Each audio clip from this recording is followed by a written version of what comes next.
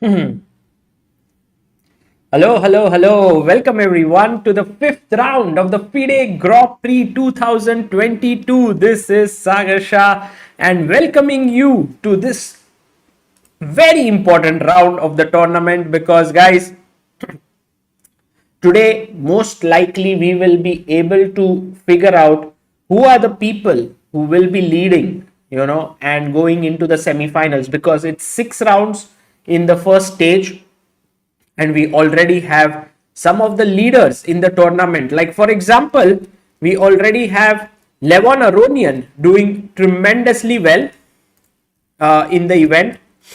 Just so that you can have a look at what the results are. Let me just bring them up on the screen here. Let me see if I can pull it up. Yeah.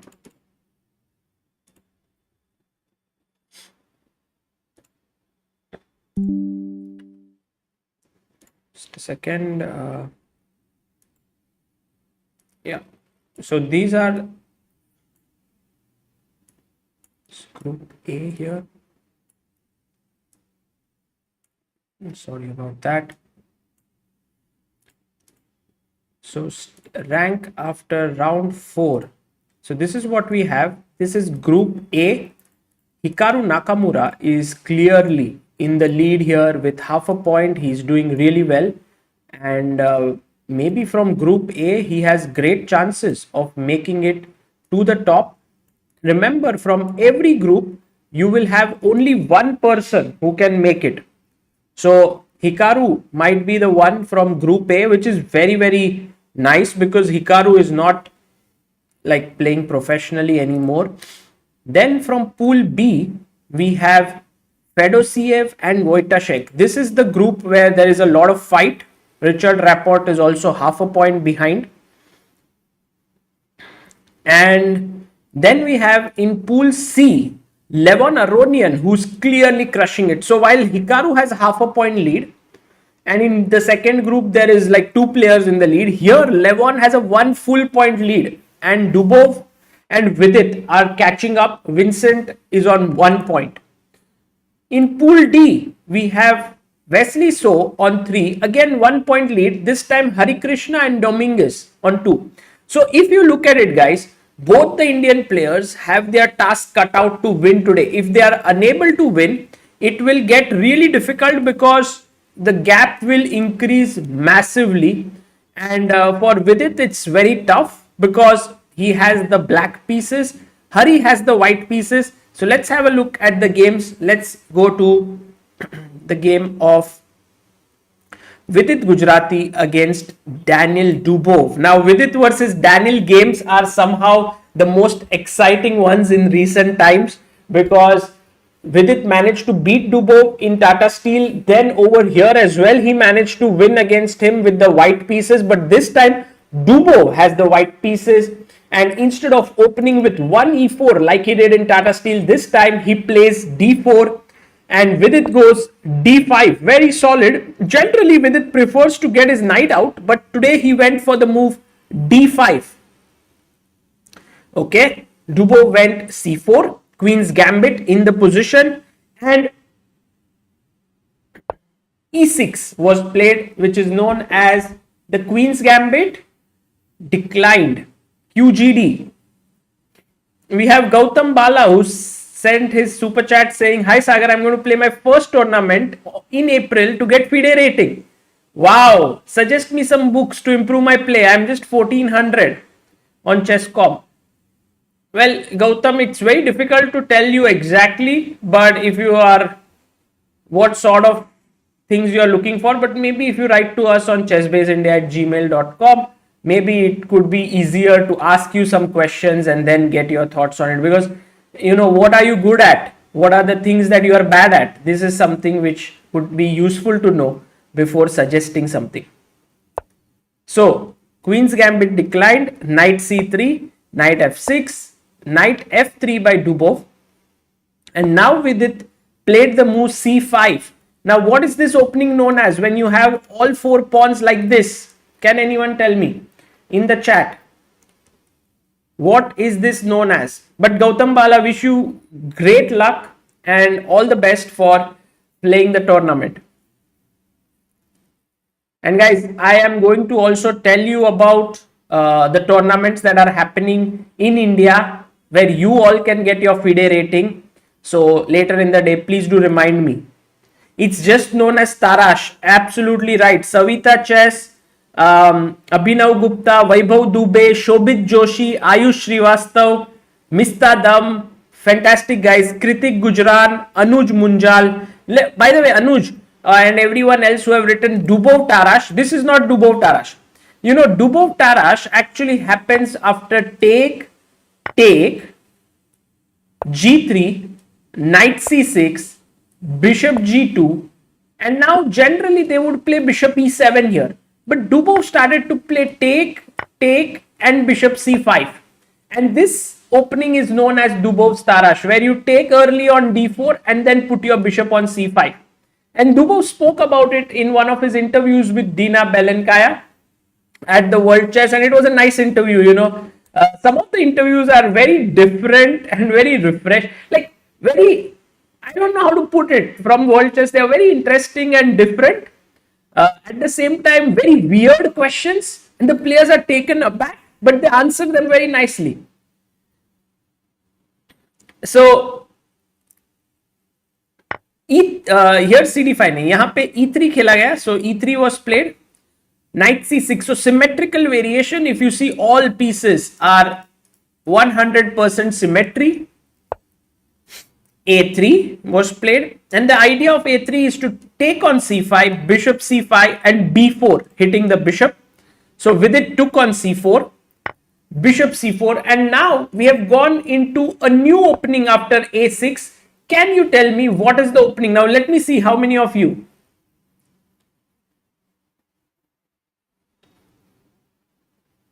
What is the move here? What is the name of the opening that black has opted for? Guys, can you tell me?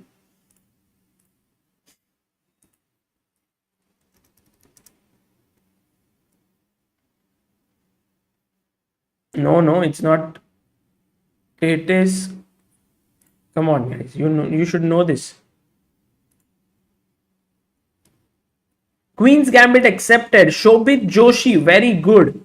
Shobit Joshi, it's QGA. Mistadam, very good. Roll number 80, yes. It's known as the Queen's Gambit accepted. The reason why it's Queen's Gambit accepted is because imagine we would have started off with d4, d5, c4, d takes c4, knight f3, knight f6, e3, e6, bishop c4, c5, knight c3, knight c6, and this position after a3, a6, we would have reached the same position as in the game.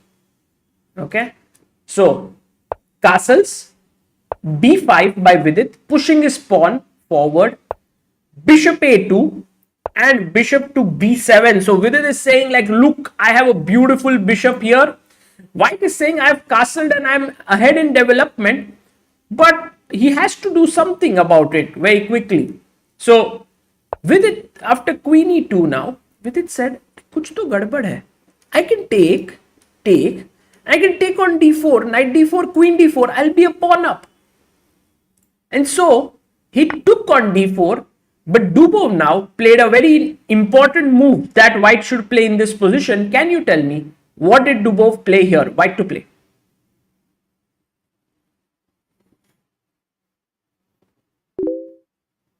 I have to change my battery. Very sorry, guys. But you please let me know what your answer is here. This is the first question of today. Oops. Forgot to... By the way, we'll be joined by a guest today. And he is a very strong grandmaster. So it'll be fun.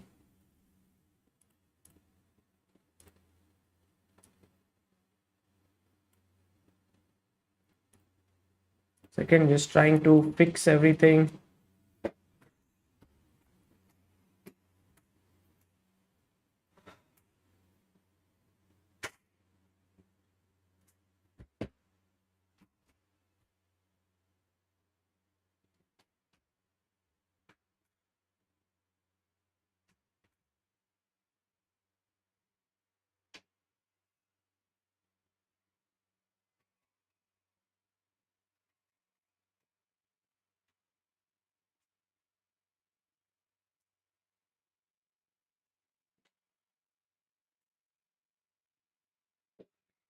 And the right answer is Rook D1. I'll read out a few names: Saurabh Kumar, Rajat Kumar, Shivam Pramanik, Viplo Verma, Kaushal Patil, Anurag Dabral, Krishnakant Drolia, Ashit K, Shri Nikesh G, and Karan Agarwal. Well done, all of you. Rook to D1 was played by Dubov, and he told Vidit, if you now take my knight, I will take your queen. So Vidit said, okay, fine, Dubov. I'll play B4. And actually, this is some very concrete stuff that Vidit is playing. And I'm very interested to know if this is some kind of a new idea that Vidit has come up with, or he has found it over the board. So let's actually, if you look at the time, Vidit has taken 6 minutes.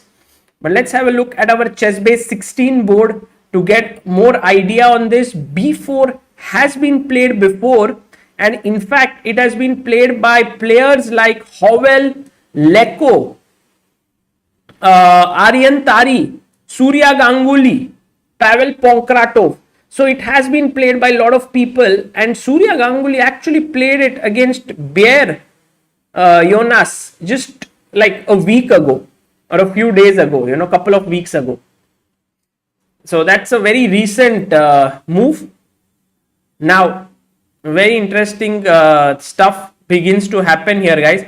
AB4 was played in 8 games, and ED4 has been played in 8 games, and that is exactly what happened here.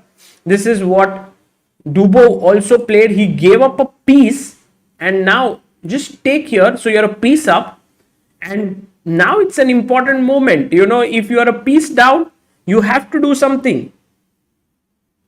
Vidit is cheater. He's using chess. Nibnel, very difficult. Niblen says Parimarjan Negi's birthday today. Yes, today is the birthday of Parimarjan. And yes, the move here is D5. Very nice move by Dubov. Because if you were to move your knight, then D takes E6 would unleash an attack on the queen and also put pressure here on F7.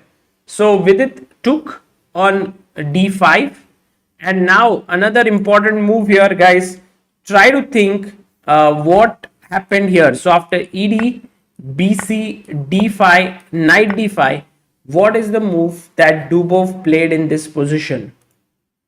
Very important to keep the momentum going here.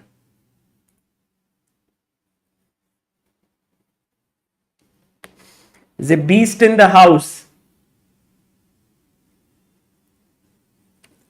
Well, how is Adipan doing? Adipan, how is your life going, and how is everything coming up? Haven't seen you recently.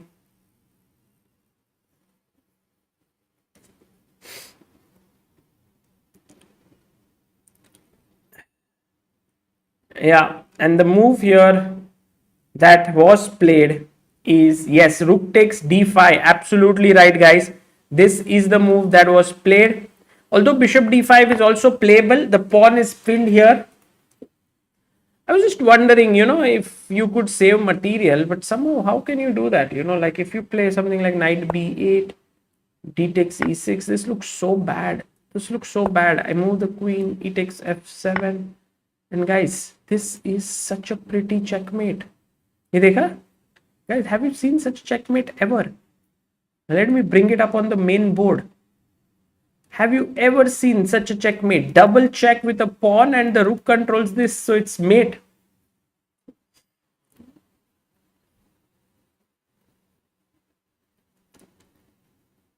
So D5, knight D5, Rook D5 was played, and the right move was given by Shaibi Binoj, Aditya D, Saswat, Mistadam, Savita, Juhi, Sals, Vinod, Tizia, and Amog. Well done, guys. So Rook D5. Now Vidit says, let me move my queen away. So he played queen to C7.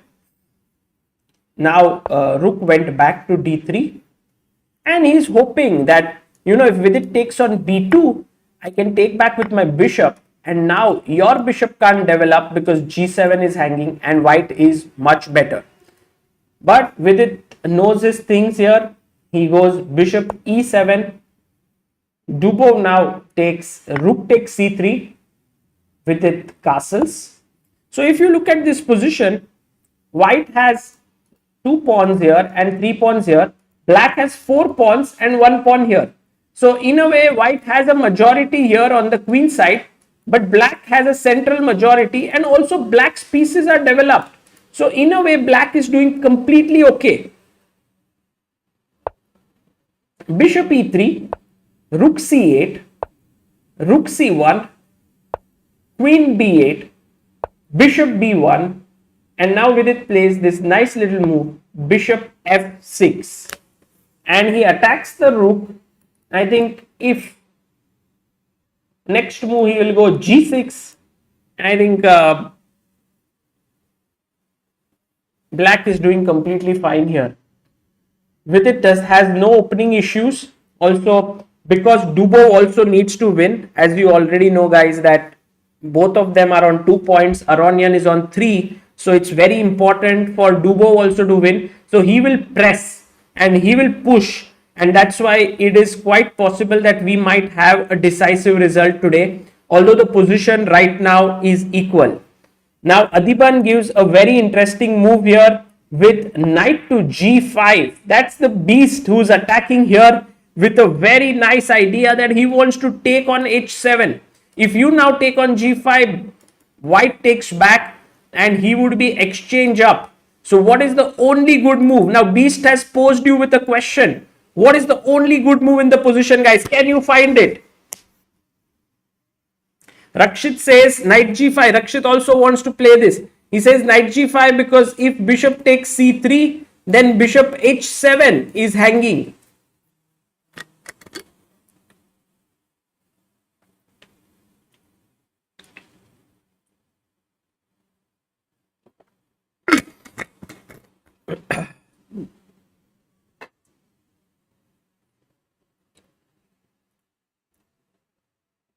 Well, the right move here, let's see what all of you are suggesting. G6 and h6 both are being suggested here. That is interesting. One move seems to be correct, the other one seems to be trouble. So G6 here, possible, but then you have to consider some unbelievable attacking ideas like knight h7. But if you play h6, then this is a bad move, and suddenly in this position white gets a winning attack. So we'll come to it, but first g6. Let me see who are the people who have given the right answer to g6. HD videos, Super Comp, Mistadam, account number 2, Savita Chess, Abhinav Bhutada, Rakshit Singh, Vaibhav Dubey, Mr. Warrior, and Ashit K. Excellent. I have a feeling that then there could be such a sacrifice here. King takes, queen check. It's getting brutal. You can't take the queen because the pawn is pinned. So you go king g8, let's say. Now I chop this off. Take, bishop g7. Now what to do next? How do we continue the attack? Let me put this up on the bigger board. How do we continue the attack here?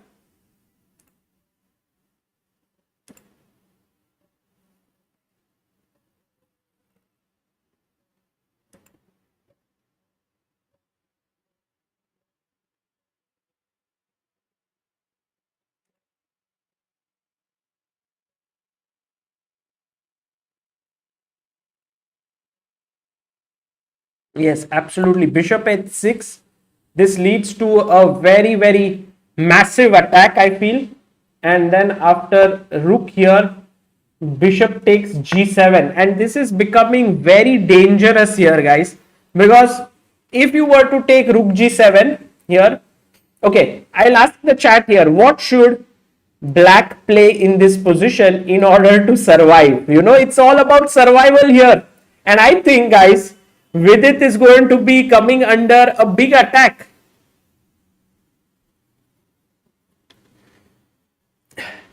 Everyone asking everyone, how are you doing, guys?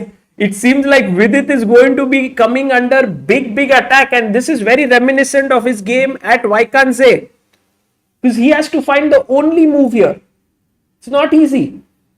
This is not the position, but I think we can reach here with knight g5.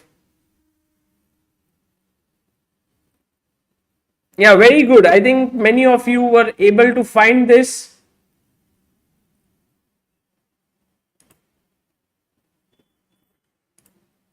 This is the right move, guys. You are so good, yeah. You are so good. Knight e7. That is so precise.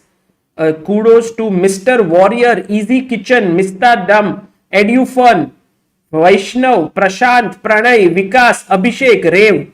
So the thing is, if you go rook g7 here, which is the most natural move, then I take here. And now if your king goes to h8 or f8, I have checks here. And if you block with rook, then I have check here. So this is already ending in a deadly attack. So not rook f7 for sure. Here, I mean not rook takes g7, but knight e7 attacking the queen. And let's say now if the queen moves away somewhere, but where? Queen g5, g4, g3 is not possible. I'll take your queen. Rook c8 can be met with bishop c8. So let's say I go queen g5, but now rook g7 is just winning. And if you were to try queen g4, so that you keep an eye here, still rook g7, queen e6, rook f7, check here, and now this time a very important move because the knight has already moved out. What should black play in this position, guys? Where should the king move? That is $1 million question here.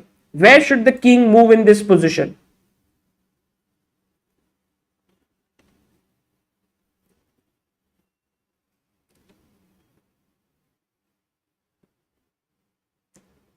Animesh Kumar says getting good because of improving chess streams. Oh, nice, Animesh. Good to know. Good to know.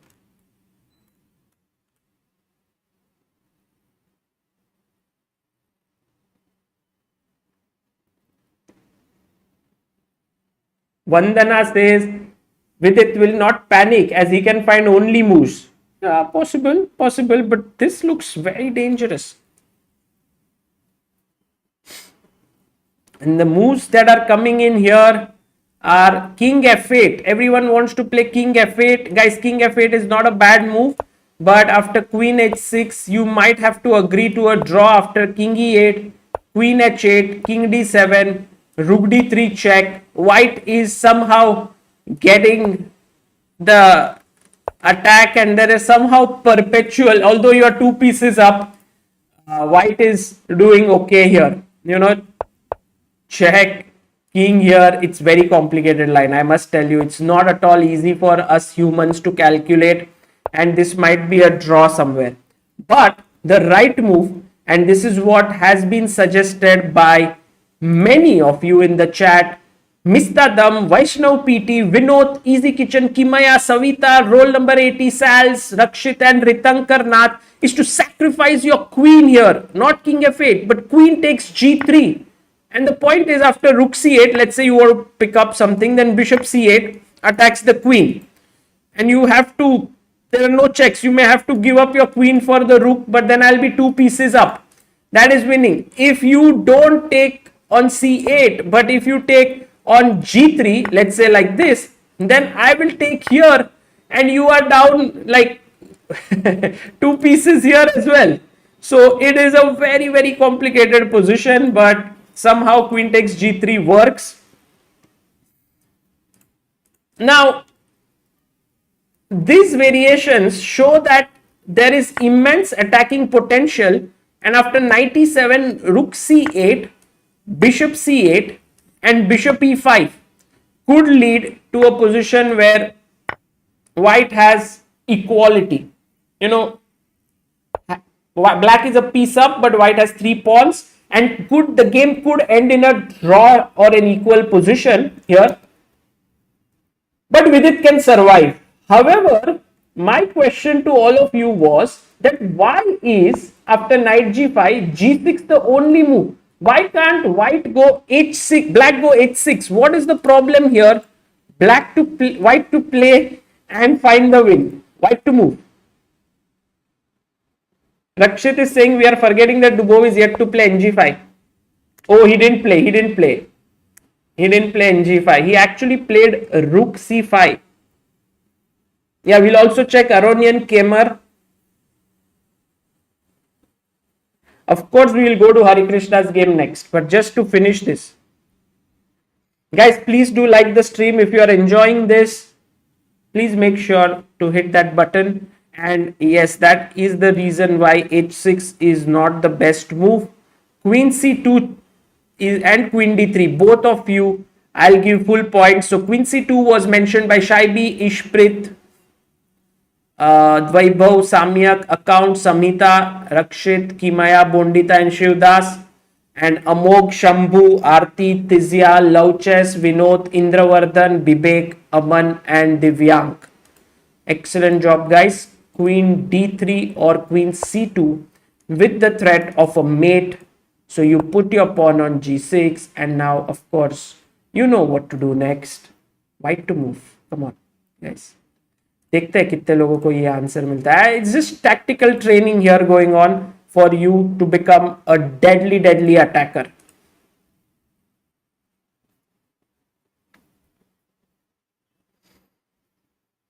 Well, once you are in the flow, you have to attack. You can't stop. Yes, that is absolutely right. Well, again, two moves look the most tempting. One is knight e6 and the other one is knight f7. Both, knight f7. Both look interesting, but one is right. And the right move is knight f7. Very good. The right move has been given by Tizya, Shreyas, Vinod, Tushar, Rishabh, Devansh, Amok, Kimaya, Ritankar and Ishprit. Because if you play knight e6, I'm not forced to take. I can take on c3 as well.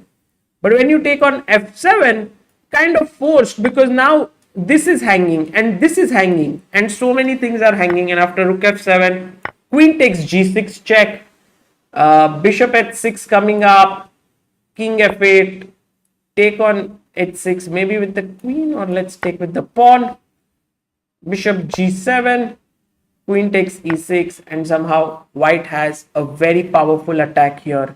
Already 4 pawns for a piece, so that's better.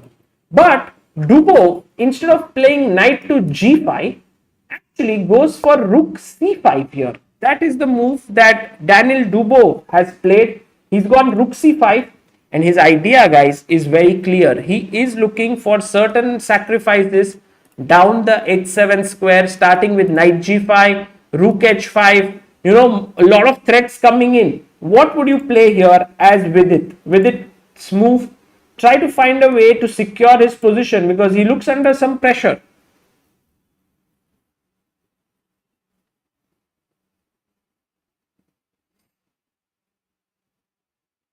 What is the move here, guys?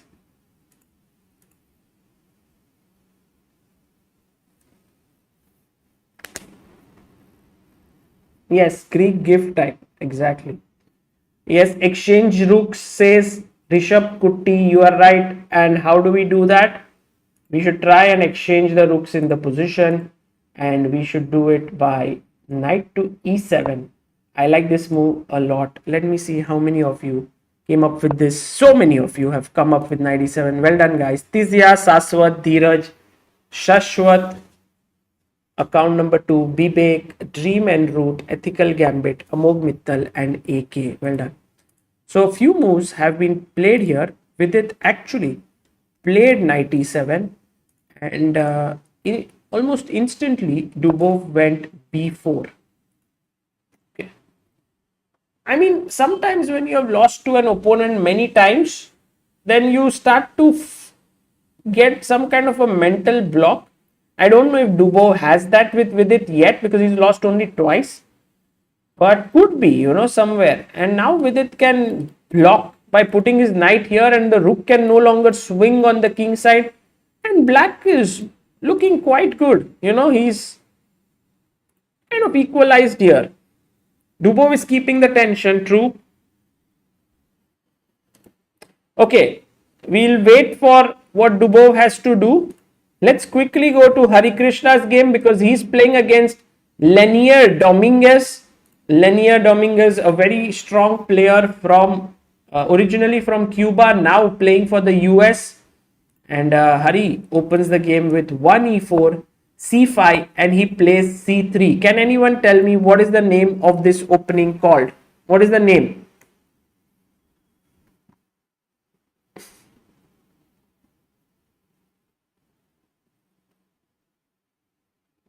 Yeah, Levon has to lose this game against Vincent if Vidit or Dubov should have any chance. But we will come to Levon's game also after this. Yes, Sicilian Alapin is correct. Vaibhav Dubey, Juhi Bhojwani, Delight Daniil, Narendra Khandekar, Samhita, Rakshit Singh, Certified Genius, Bhanu Pratap. It's called the Sicilian Alapin. And today Harikrishna says, let's not go into the main lines with knight f3. Let me play the Sicilian Alapin and see if my opponent is prepared, because he has to also win today. Must-win games. In must-win games, you have to choose your openings very carefully. Knight f6 pushes the pawn to e5. Knight to d5. Bishop comes out to c4. Now attacking this knight. Knight goes back. Hari goes back with his bishop, knight to c6, now attacking the pawn here. So he plays d4, c takes, d5, closing in the structure, bishop c2. Wow, this is very interesting. Knight to b4, and Harikrishna now plays the move h3. Now I have a question here.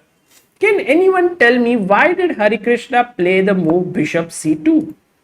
Anyone in the chat? Because he had so many moves. Why to move the same piece which is already developed? What is the reason behind playing his bishop to c2? Does anyone have any remote idea why he did that?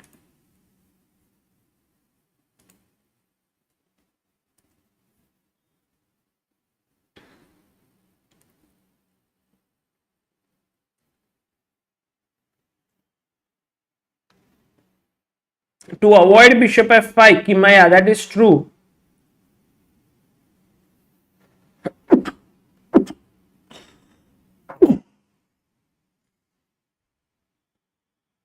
So the reason is, guys, that let's imagine that in this position, I were to play the move h3. Okay. Now, black wants to go e6. But the moment he goes e6, his bishop is blocked on c8.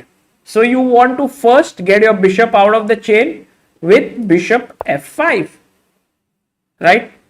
And then go e6. Suppose you go knight to f3, then bishop to g4 or even f5, and then I go e6. So that's the reason why I want to stop both these moves, and that's why I play bishop c2.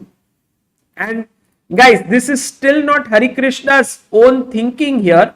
He is still following something that has happened in a few games before. If we look on our ChessBase 16 board, it is by Mamedov against Volokitin, Mamedov versus Grishchuk. He has already played this twice. And there are also other strong players like Shevchenko, who's played it twice in this position. It's quite a main position, 225 games, but only 7 games have continued with bishop c2. So although it has been played before, it's quite a new idea. Now, Dominguez, after some thought, goes knight b4. He says this is a juicy bishop and a very important one. Let me take it. And then here came h3, still trying to prevent the bishop from going to g4. Knight to c2. queen to c2, bishop d7, knight c3, queen to c8. You see how he is trying to develop here, just not letting Harikrishna, develop easily. Bishop f5 and e6 he wants to play. Suppose you go g4. This is a bad move. Can anyone tell me why? Black to play. What would you play here? Black to move.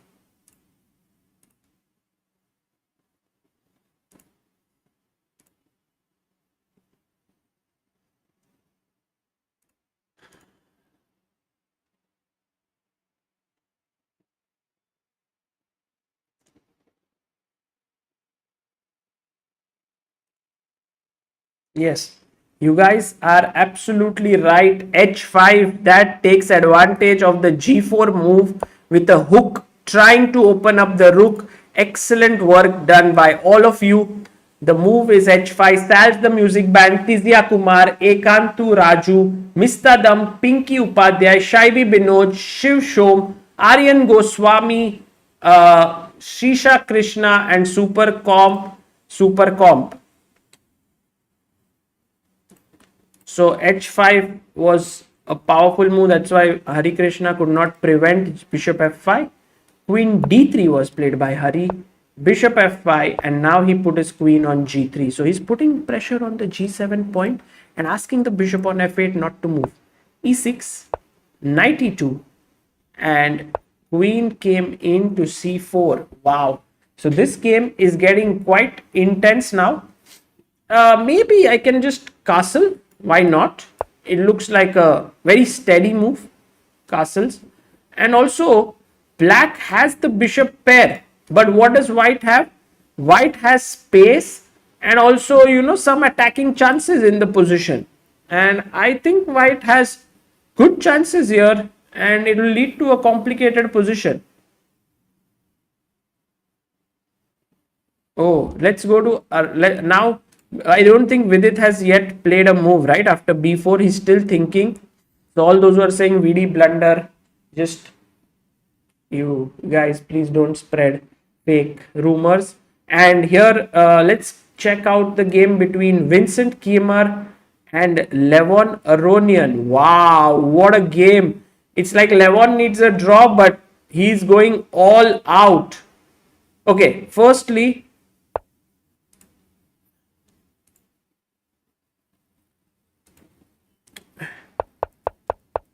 it was a Ragozin in this game. 94, Queen e4, 97, 95. Maybe castle was an important move here, but he went 95. Bishop f5, Queen f4, Bishop d2, King d2. Oh, the king was already running here. King c1, Queen c5. And Aronian might have been okay with a draw, but Vincent is like, I'm attacking you with g4. And now Aronian plays the move g5. Wow, what a move. And the thing is, here, bishop g6. You can't take the knight, it's defended. And if you were to take here, then queen takes c4 is hanging. So you can't do that as well. And black is doing very well here. b5 is a big threat. So queen c5, g4, Aronian. Why couldn't Aronian play bishop g6 directly?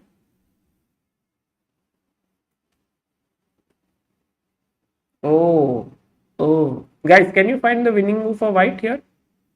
White to play. Wow. Steep point. Yeah, Aronian is so good. So good. How much time did he take to find g5? 101? Just 12 minutes. Just 12 minutes.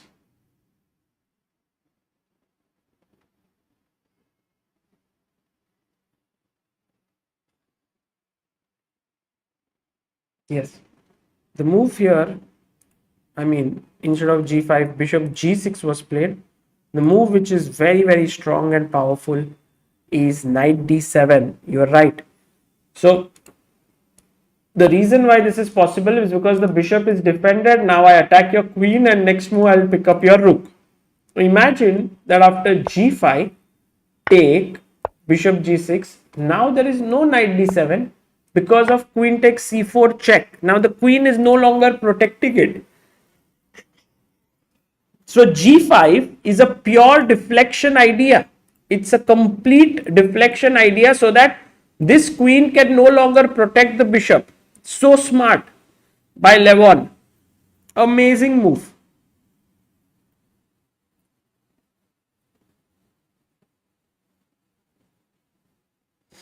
Yeah, this is a great move by Levon, and it seems like he might be able to, get a good position. For Vincent, actually, if he has to play a move like queen d4, then after queen takes, pawn takes, and even bishop g6, just dropping back the bishop, black is okay. So maybe the best move here, guys, is not to take because that leads to a bad position, but b4. That is absolutely crazy move. And that is the best move in the position.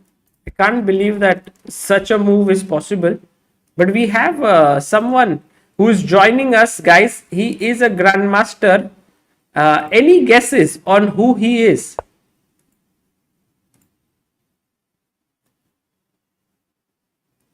Any guesses? I gave a small hint. I don't know if you guys could spot it. It just was for a second. Guys, you guys are very quick, huh? Yes, Grandmaster Debashish Das is joining us all the way from Odisha, one of India's top GMs, strong Grandmaster. And let me have him on the screen. Hello, Debashish, how are you? Hi, Shagar. Hi, Shagar. I'm good. How are you doing? And where are you right now? I'm in Bhubaneswar right now. I'm at home. Everything good. I gathered that you just finished your training session and you are here. Yes. Oh, are you not tired? Okay, but I just watched. I just went to YouTube and I typed ChessBase India. I saw you are alone. Okay, let's join. Okay, wonderful. Nice to have you. And Debashish, look at what is happening on the board. We need your insights first of all in this game. Crazy game between you can. By the way, you can see on the Zoom call itself. No, I mean the screen is. 1 second. My laptop. I'm not able to see the screen. Just I see ChessBase India logo. Yes. Now you can see. Yes. Okay. Great. Vidit is slightly better. Vidit is slightly better. No, I mean I just saw like in 1 second before just coming. Okay. By the way, he'll come to this game. I think white is better. It is not Vidit. It is white is slightly better. I mean, I thought Vidit is white. Okay, before we go ahead, guys, I just want to introduce you to Debashish Das. He is one of India's very strong GM. He had a highest ELO of close to 2550. He is from Odisha and he has, kind of dedicated his life completely to chess. Firstly as a player, now he also trains people, and you recently saw a video of him on our channel where it was a 50-minute session and he showed so many interesting ideas. So Debashish, it's a great pleasure to have you here, and to get your thoughts. Also, there is such an interesting introduction. You are amazing. I also have one very nice photo of you, Debashish. I don't know if you is it still relevant or is it not? 1 second. Let me try to pull up this picture. Wizard Time says love from Odisha, Debashish, to you. Thanks. 1 second. Do you live in Bhubaneswar? Yes, I live in Bhubaneswar. And its life is going great actually recently. Life is going great. Yeah. While I'm trying to pick up that picture and try to find Debashish, what do you think of this move G5? Why do you think this is Levon versus Vincent Kimar, by the way, and an extremely complicated position. Just today I was showing Vidit game in my group. Ah, So in my chat, I mean, not today's Vidit game, like his game against Aronian and uh, his game against Karyakin. Like it's about defensive things. I mean, Vidit is an amazing player, but he just had to. If someone would have told him that here you have to defend actively, you could have defended in 1 second. Like player like Vidit level is such a fantastic defensive skill and such an amazing player. I mean, we were discussing about okay. So here G5.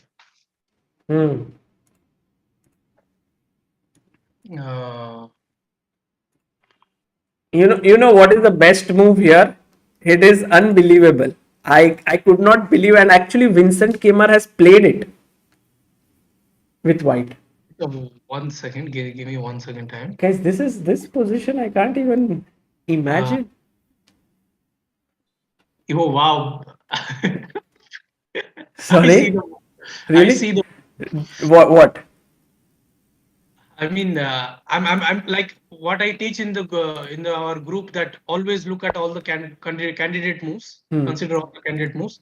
So here, okay, Queen G5, Queen D4, all these are the logical candidate moves. Right. And let me see. Guys, you are witnessing a GM who is having no access to any engines or anything. He's thinking on his own, trying to calculate, and he's trying to find candidate moves. So Queen G5, Bishop G6.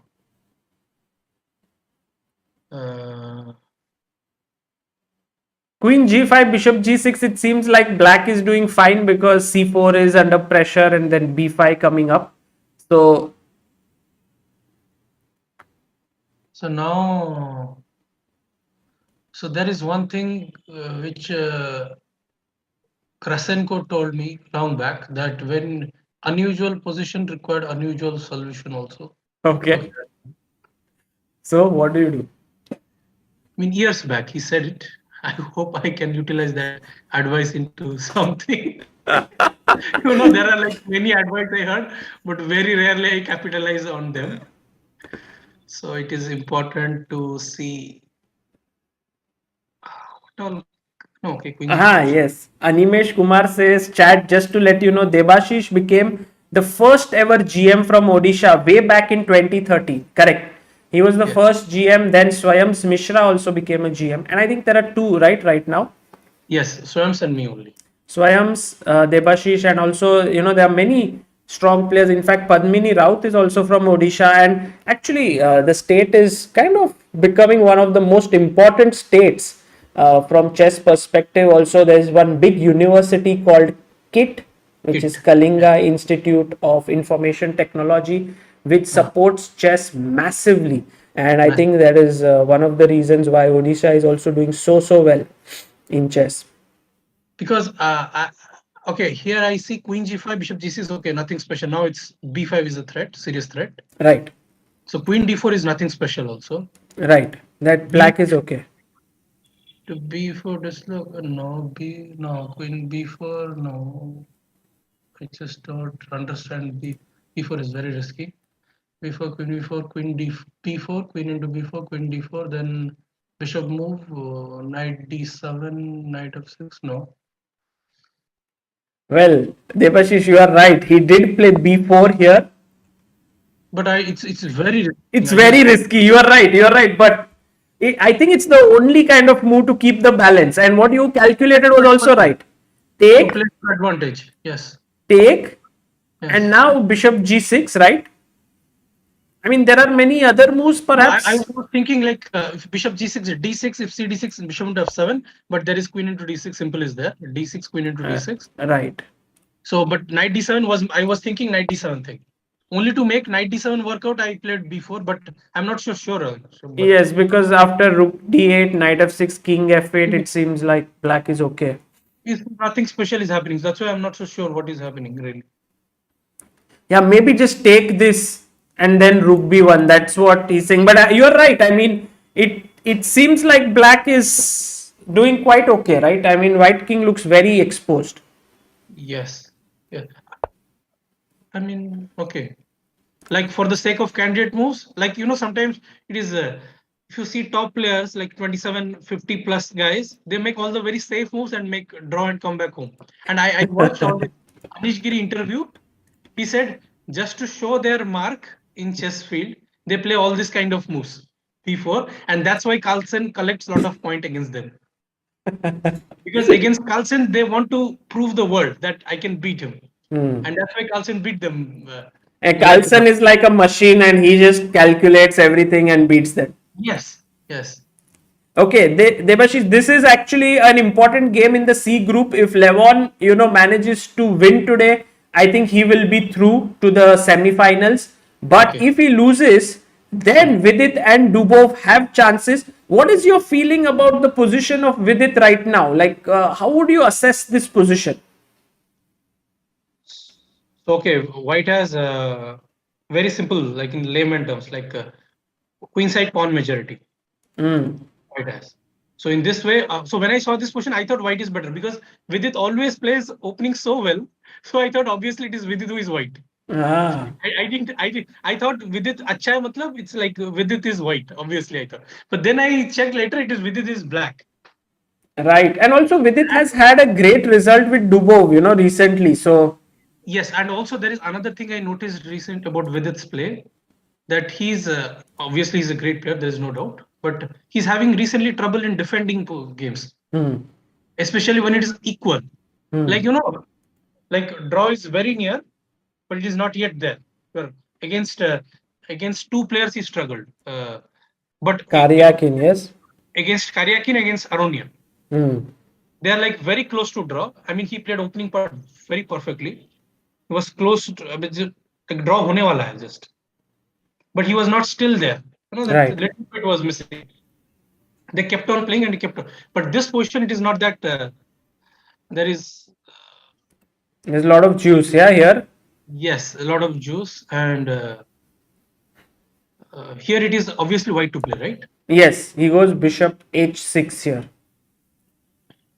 No, white is obviously slightly better. Because of But the I wish- majority, right? I'm a very big fan of Vidit, so I wish Vidit कुछ ना कुछ करके तो बचाएगा. Why are you big fan of Vidit? Just like because you see his games or because you also played with him before and I played with him. Okay, I played with him probably 3 times. 2 times I lost, and once I drew against him.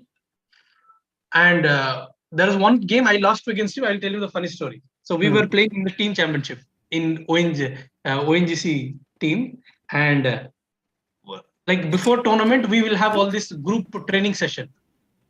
So I played with Vidit because I used to, my main reporter is Nazdov from Black. I used to play.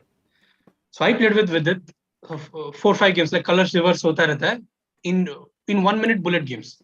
1 minute bullet game, or yes, 1 minute bullet, 5-6 game in Night of Black. He bet me every single game in Nazdov. oh, with white. On white side. So then the tournament, we played all this rapid tournament, and we played very well, and we won the tournament. Then I went to play Isle of Man tournament, and I'm second round, I'm playing against Vidit. Just because in 1 minute bullet, I lost so many games in Nazdov. I will tell you which variation. Nazdov, it was G3 variation. Nazdov A6, G3, E5, Knight D2. He bet me like left and right. Many games he won against me. So I had less confidence in playing Nazdov against him. But this was a wrong strategy. And I played with him some sidelines in French, and he bet me even, I lost without, at least Nazdov पे fight होता है. इस पे fight भी नहीं हुआ. ऐसे ही हार गया मैं. Acha. And when you have this kind of fear psychology, like I went to the board when I was preparing for Vidit, I had this fear in my mind while preparing for Vidit.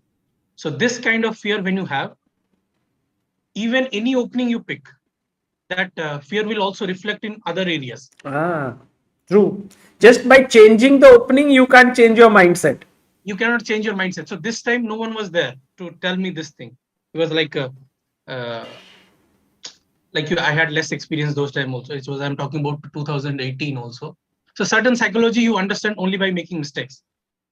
So player play जब high rated गिरता है, player play intentionally sidelines, but they have fear within them. So that will somehow reflect in any opening you play.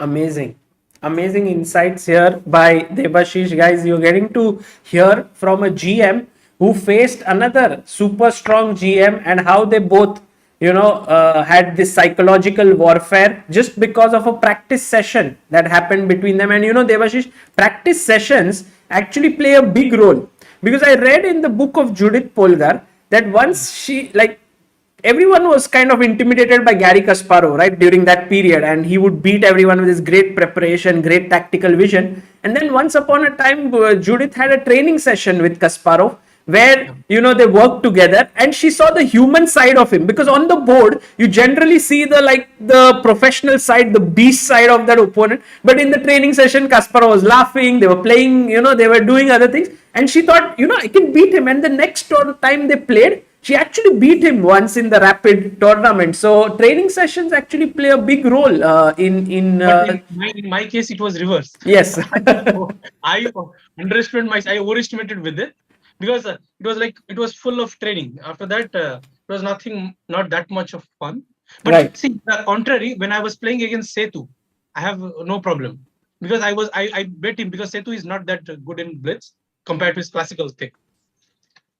So very interesting. By the way, coming back to the game, he played bishop h6, Vidit took on c5. Would you have preferred taking with the pawn here, because it gives you like a passer? Yes, pawn is interesting, but once it is blocked, then you can also target that pawn even. Let's say c8, because you're not really threatening anything immediately, and I can slowly play around it. I mean, this is like a rook c8, or even rook d8 also. I don't know, rook c8 or rook d8, both looks okay, but both are. I mean, knight e5. Can we try for like something like c6 here? Does it look scary for black, this position? Obviously, it looks scary. Like let's say if I play queen b8 c6, queen b8 looks very bad. I mean, queen b8 looks very bad. But I don't know this position. Okay, rook c8 I will play first. Rook c8. This knight e5 is really dangerous. Instead of rook d8, rook c8. You can do the same thing. Knight e5 again. Yeah, knight e5. Again. It is really. So by the way, Vidit took rook into c5. No, yeah, he took, and actually Dubov took with his rook, and Vidit brings human reaction. Rook into c5. Rook into c5, and it is very difficult to assess the point when you are with. I mean, maybe engine suggests bc5, but right. Human will play rook into c5. That's. But here again, we have come to a situation similar to the Aronian game or Karyakin game, where Vidit is slightly worse, and also slightly low on time, because his opponent has 24 more minutes on the clock. So this is going to be tough. Okay, can you please tell me, because how much time Vidit has? 28 minutes, and Dubov has 52 minutes. Okay, but 28 minutes is enough for a 27, 30, 40. 25 moves have been completed. What I have understood recently, what I have seen, that it is about active defense for Vidit. I mean, if someone will tell him that you have to play actively, defend actively, this exact thing. I mean, he knows enough chess. Within 1 second, he can find the right move. I mean, such a level player, they know, they have studied everything almost. Otherwise, he will not be 27-40. There is no doubt. So Devashish, what about rook a5? I try to put more pressure with my 3 pieces on this weakened a6 pawn. I think at least I have bishop d8, right? No, bishop d8, queen. Yeah, maybe I take here, and then queen e5. f6. Let's ask our chat. After take, queen e5 and f6, what is the only winning move for white? Guys, try to think What do you do here? These are kind of the variations which show you that this position is dangerous for Vidit, yes? Yes. I mean, it is. I mean, the first reaction after Rook A5 I saw was Bishop D8. Right. First move I saw. To attack the rook. Kick the rook first. But engine is amazing. This is Engine is surely amazing. Yeah, we have the right answer by let me just pull up this here and also get. Yeah, the chat is right. Debashish, everyone found Queen D6 here. Mistadam, Vaishnav, Swastik, No Name, Samarth, Rakshit, Vaibhav, Sean, Robin, Bhanu Pratap, and Parithi Narayanan. Amazing. great. So, Queen D6 is the move with the idea of mate here. And if you try to protect it with, let's say, Bishop C7, then I go Queen E7, threatening a mate here. So, I think Dubov will go Rook A5, right, here? Dubov. So, by the way, I have a small question. How much time did he spend for Rook C5 move? You mean Rook takes Rook? Yes. I mean, after Vidit played Rook C5, how much time did he spend? 25 seconds. So, this is a mistake again. It was like he planned everything before and he should have spent here some time. And after going home, he will regret a lot about this Rook C5 decision. But don't you think that even if he would have thought for like 2 to 3 minutes, he would have convinced himself that no, let's go with Rook C5 because B takes C5 doesn't look great? Yes, we try to see. And another thing also, we have some first pre-opinion about certain move. Like we want to make it work out, Rook into C5. So that's why we will subconsciously, we will try to refute everything related to BC5. Exactly. I mean, like, jab dar lagta hai na, when you are afraid of certain players or when you are afraid of certain move, you try to prove that your move is wrong or you try to refute every single variation what you are thinking. Correct. Agreed. Right now, even if Dubov sees BC5 move, because it is an anti-human move. I mean, it's like engine only can say such BC5 move. Every human will consider Rook into C5. So every variation he will consider, he will try to refute BC5. He will prove that BC5 is wrong. He will say, oh, maybe he'll go A5 and Bishop C6 and my pawn is kind of blocked. All his thinking will be stupid. Right. But he will prove that BC5 is a mistake. This is a human flaw. Once you convince yourself that you want to play a move, then while engines are very fluid, they don't have emotions. So they are like, oh, ye sahi, we can make any move. Right. So how do we get rid of this kind of, I wouldn't say egoistic feeling, but it's like an ego in chess on the chessboard. How do we get rid of it? It is, so once you notice this is your weakness. So with it, every human cannot, see this playing, there is one thing you can get rid of immediately, that don't play anything very quickly. Like if you have 10 seconds in clock or less than 1 minute, then you can play fast, like Rook into C5. But he had 52 minutes. Take your time for every move. 4 minutes. So now at least he can give. Now at least he can, after the game, he can tell that at least I thought for some time and I didn't realize how good BC5 is. Correct. But now he can only say that I didn't think enough. And the more you train yourself systematically, you will improve. You will spot I think it was Spassky who said it, that it is important to, as a player is only a great player only if he can spot the critical moments correctly. Amazing. The greatness of a player comes, we understand that how good he is at spotting critical moments in the game.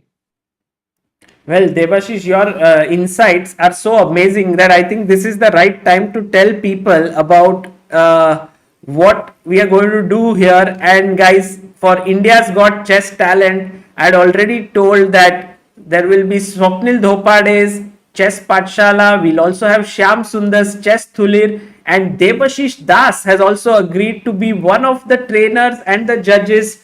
So thank you so much, Debashish. It's my pleasure. And whoever will be in your team and would learn from you, will have such a great opportunity because you are such a passionate trainer. Yeah, you love to impart knowledge. Yes, I'm trying my best. And aren't you also teaching people like every day? Yes, so there is my group camp, 8 to 9 p.m. every day. Every day, 8 to 9. Every single day there is a class, 8 to Wow. 9 p.m. And so far I have 14 students Okay. in the class. And so my aim was like when I started playing chess, like when I was beginning 2004, I really had my dad is a veterinary doctor, but we had some financial struggles. And right now GM per day per hour they charge something like 2000 per hour. Hmm. And it is very expensive for others too, because when I see, like, till 2008 I had really had financial trouble. Once I won Asian bronze medal, under 18 Asian bronze medal in 2008 Iran. From there on I had no financial issues. But for people, like normal people, like there are rich people, obviously for them no issue, but it is very difficult to pay for 1 hour 2000 rupees. Hmm. So what I made, like per month I kept a very small price so that people can join. And instead of having 1 day 3 hour 2 hours class, so every single day means it will like compounding effect. We can Hmm. learn much more. So if And for what level are these sessions? 1800 to 2300 Okay. level, this they can join, because I want only this ambitious players. And also there are some like there are some 2 3 coaches, they are having some academy also, they also join, because alone I cannot teach everyone chess, because I'm also a human being, I have some limitations, I cannot teach everyone. So I worked with Krasenko, I worked with Ramesh sir for 3 4 years consistently, I worked with all the world's top trainer. So all this knowledge I have, so I will just share with all the trainers, like academy there, like there are Mumbai coach, there is Kerala coach. They're like, they have academy, they have like 20, 30 kids. They are training every day with him. So I cannot reach to everyone. So I don't want to have all the knowledge within me. I mean, I should also share these things. Correct. So Amazing. That's a great initiative. And if someone wants to learn, how do they reach you on Instagram, maybe? Or my mail ID, I have a YouTube channel recently, so I made. So there, I Devashish Das, yes? yes, Devashish Das. Just, Okay. but it is, I have very few subscribers, so it is difficult to find my thing. But my email ID is my name, Devashish Das 555@gmail.com, and Facebook. They can message me. So Aha. that's, So guys, if you want to get in touch with Debashish, you can contact him on Facebook, or you can also write to him on his with his first name and then 555@gmail.com, and you can get in touch. Of course, he will also be teaching you at India's Got Chess Talent, where all those who will be selected. Asmi Patnaik says, apart from Biswa, glad to see another talented ODI in the panel. Debashish, I work with Biswa a lot, and he's yes, very well known stand-up comedian from Odisha. yes, yes. And have you seen him before, like his stand-up comedy?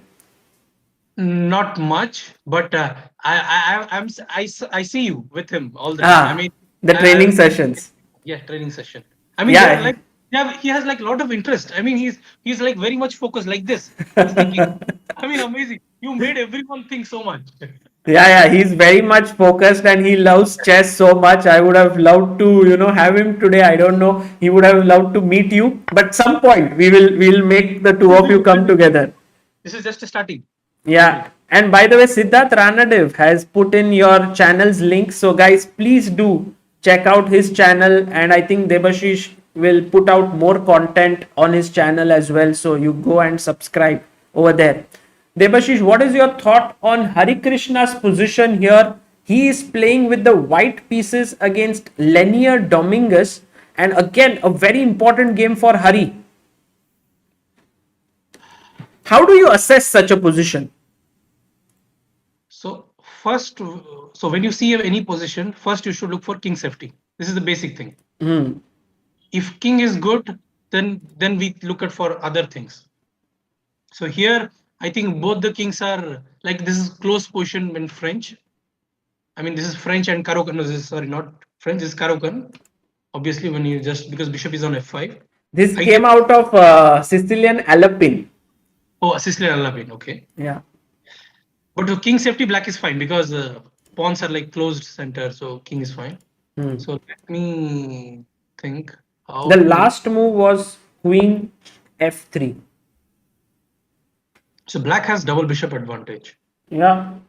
And in return, there is this h8 rook is somewhat less in play. I mean, I'm telling all the points. In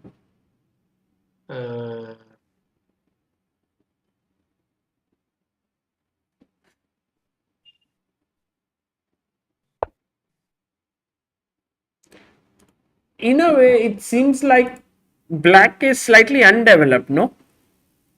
Black is slightly undeveloped, but white is not able to do anything. And there is this famous thing, like if you are not able, weakness is only a weakness only when you can exploit it. So if you are, but do you think, Devashish, that white can go like g4 and hg3, maybe take with the knight? Oh, but then h3 is hanging.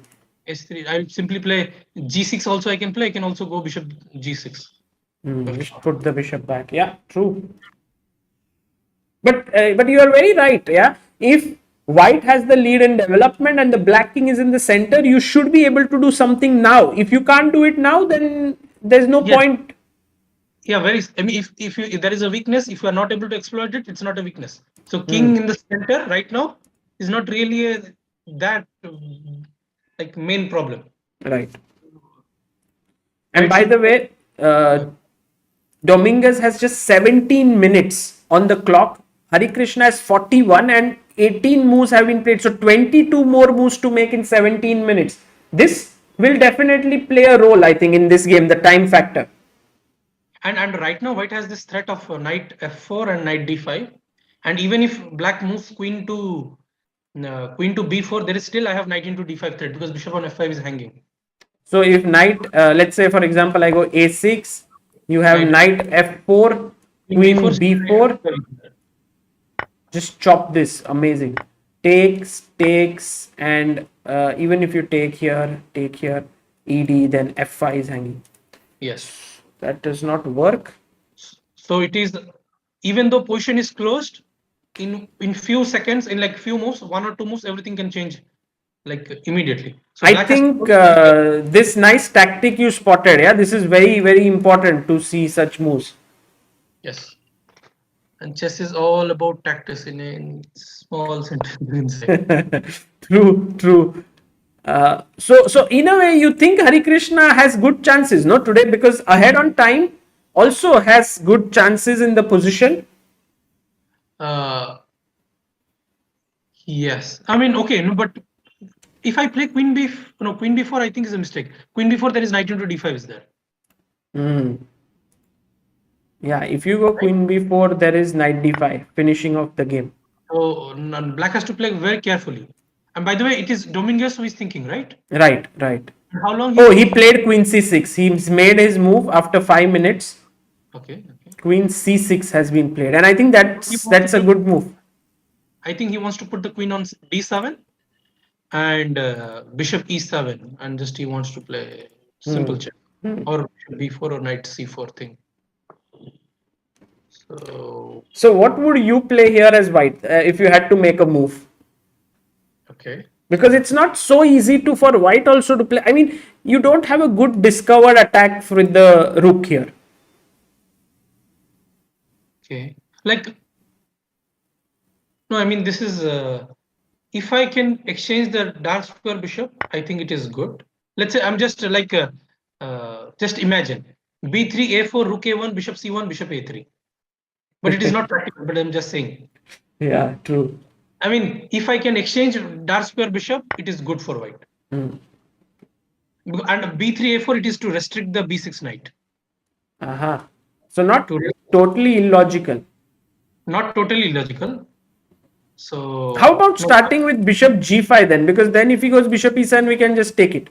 Yeah. No, I'm see, when you think in any position, first you should look for find out what you want to achieve. So sometimes asking this philosophical question can save a lot of your time. I mean, what I just said, it is purely philosophical. Correct. But now you know that exchanging this and any opening when you study also, it is important to know which piece to keep, which piece to exchange, So and which is beneficial for me. So you're saying these two bishops exchange would be very beneficial for white. Yes. And if I can get to knight to d3, it is which is not happening right now. Let's say knight d3, knight c5. If I can get and b3 a4, then white is already better. Correct. Knight f4, knight d3, knight c5, or you can go knight c1, knight d3, knight c5, like rook, move the rook. So it is not happening right now. But if you have such things, after thinking for some time, your brain will start to tell the moves. It's first, it's important to spot the ideas. Like before jumping into calculation, long variation, it is important to first find out the target. Right. Then, very important. So, like, players get excited when they see one move. Let's say right now tactics is not working, but if they see one idea, they're very excited to make that thing work out. Somehow they will try to make knight d5 work, let's say. But sometime in close position, first look for plan. So now I'm looking for plan. So what is the best square for my pieces? And then I will. Then you will come up with the actual move. Yes. Arnav Kadam asks, is a4 good? Yeah, maybe interesting move. Interesting, yes. Samarth Gandhi says NB1, ND2, NB3, NC5. Maybe a bit too slow, yeah? Or I don't know. It can be a bit too slow. It can be very slow. But okay, but by doing this also, he's exchanging black's only active rook. And it can be, see, it's like eliminating all the opponent's best defender. And black h8 rook is underdeveloped. So knight b1 is actually very interesting. I mean, maybe it may not work, but it is worth considering actually. I like this knight b1 move. Very nice. And good job here by Samarth. Yeah. So not Samarth. I mean, only if after white exchanging rook c8, queen c8, if white is able to use the c file immediately, then it is amazing. So okay, so knight b1 one idea, bishop g5 another idea. Bishop g5 is like you playing when you are playing bullet or blitz, you just play bishop g5 and press the clock. That's the move. Right. g5. But when you are in classical game, when you are thinking, you look at all the candidate moves, you look at all the plans, then maybe this idea is not working here right now, but after a few minutes, this thing will work. Maybe knight b1 is not working right now, but okay. But let's say if I have to pick one move and just play immediately, I will play bishop g5 and press the clock. And would you ever think of a move like g4 takes and takes, like opening up the f file? This will come to me. For me, it will be very late. This move g4, because and this move g4, it is from this Karokan variation. This g4 idea is very there in advanced Karokan variation. Right. This g4 idea is common, yeah. Is very common, but okay, but g4 is really interesting. Because if we were to take here, then now suddenly attack the rook and then threaten this. So Harikrishna is thinking for how long, by the way? How much he's thinking right now? How long? Harikrishna actually played his move already. He played bishop g5 as predicted. And queen d7 instantly by Dominguez. Yes. I see, Debashish, you put a lot of emphasis on how much time one takes to make a move. Yes, because that is more very practical. By looking at time of a player, how much he's thinking.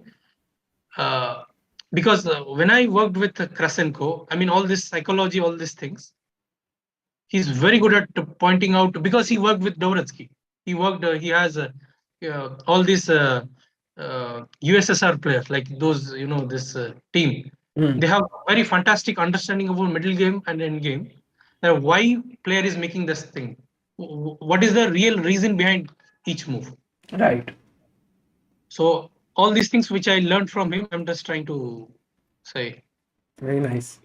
Michael Kresenko, guys, one of the first, actually the first Polish player ever to reach 2700, and a great chess player. By the way, Abhishek Robert has sent in a super chat saying, "Good to see Debashish. We played against each other in 2005. That's 17 years ago at Cambridge School, CTC. I lost in 10 moves, but that was memorable playing you and Padmini." Do you remember, Debashish? Okay, I won that tournament, Cambridge School tournament. I won 7/7. Okay.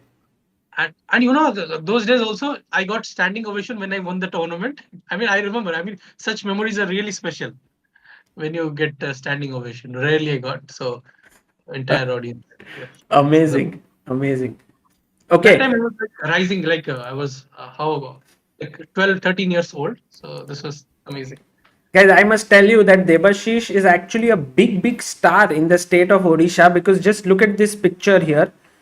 This is Odisha State Cooperative Milk Producers Federation Limited, and he was the brand ambassador for it. And there was this ad, and I think it was put up in all the places in the city, right?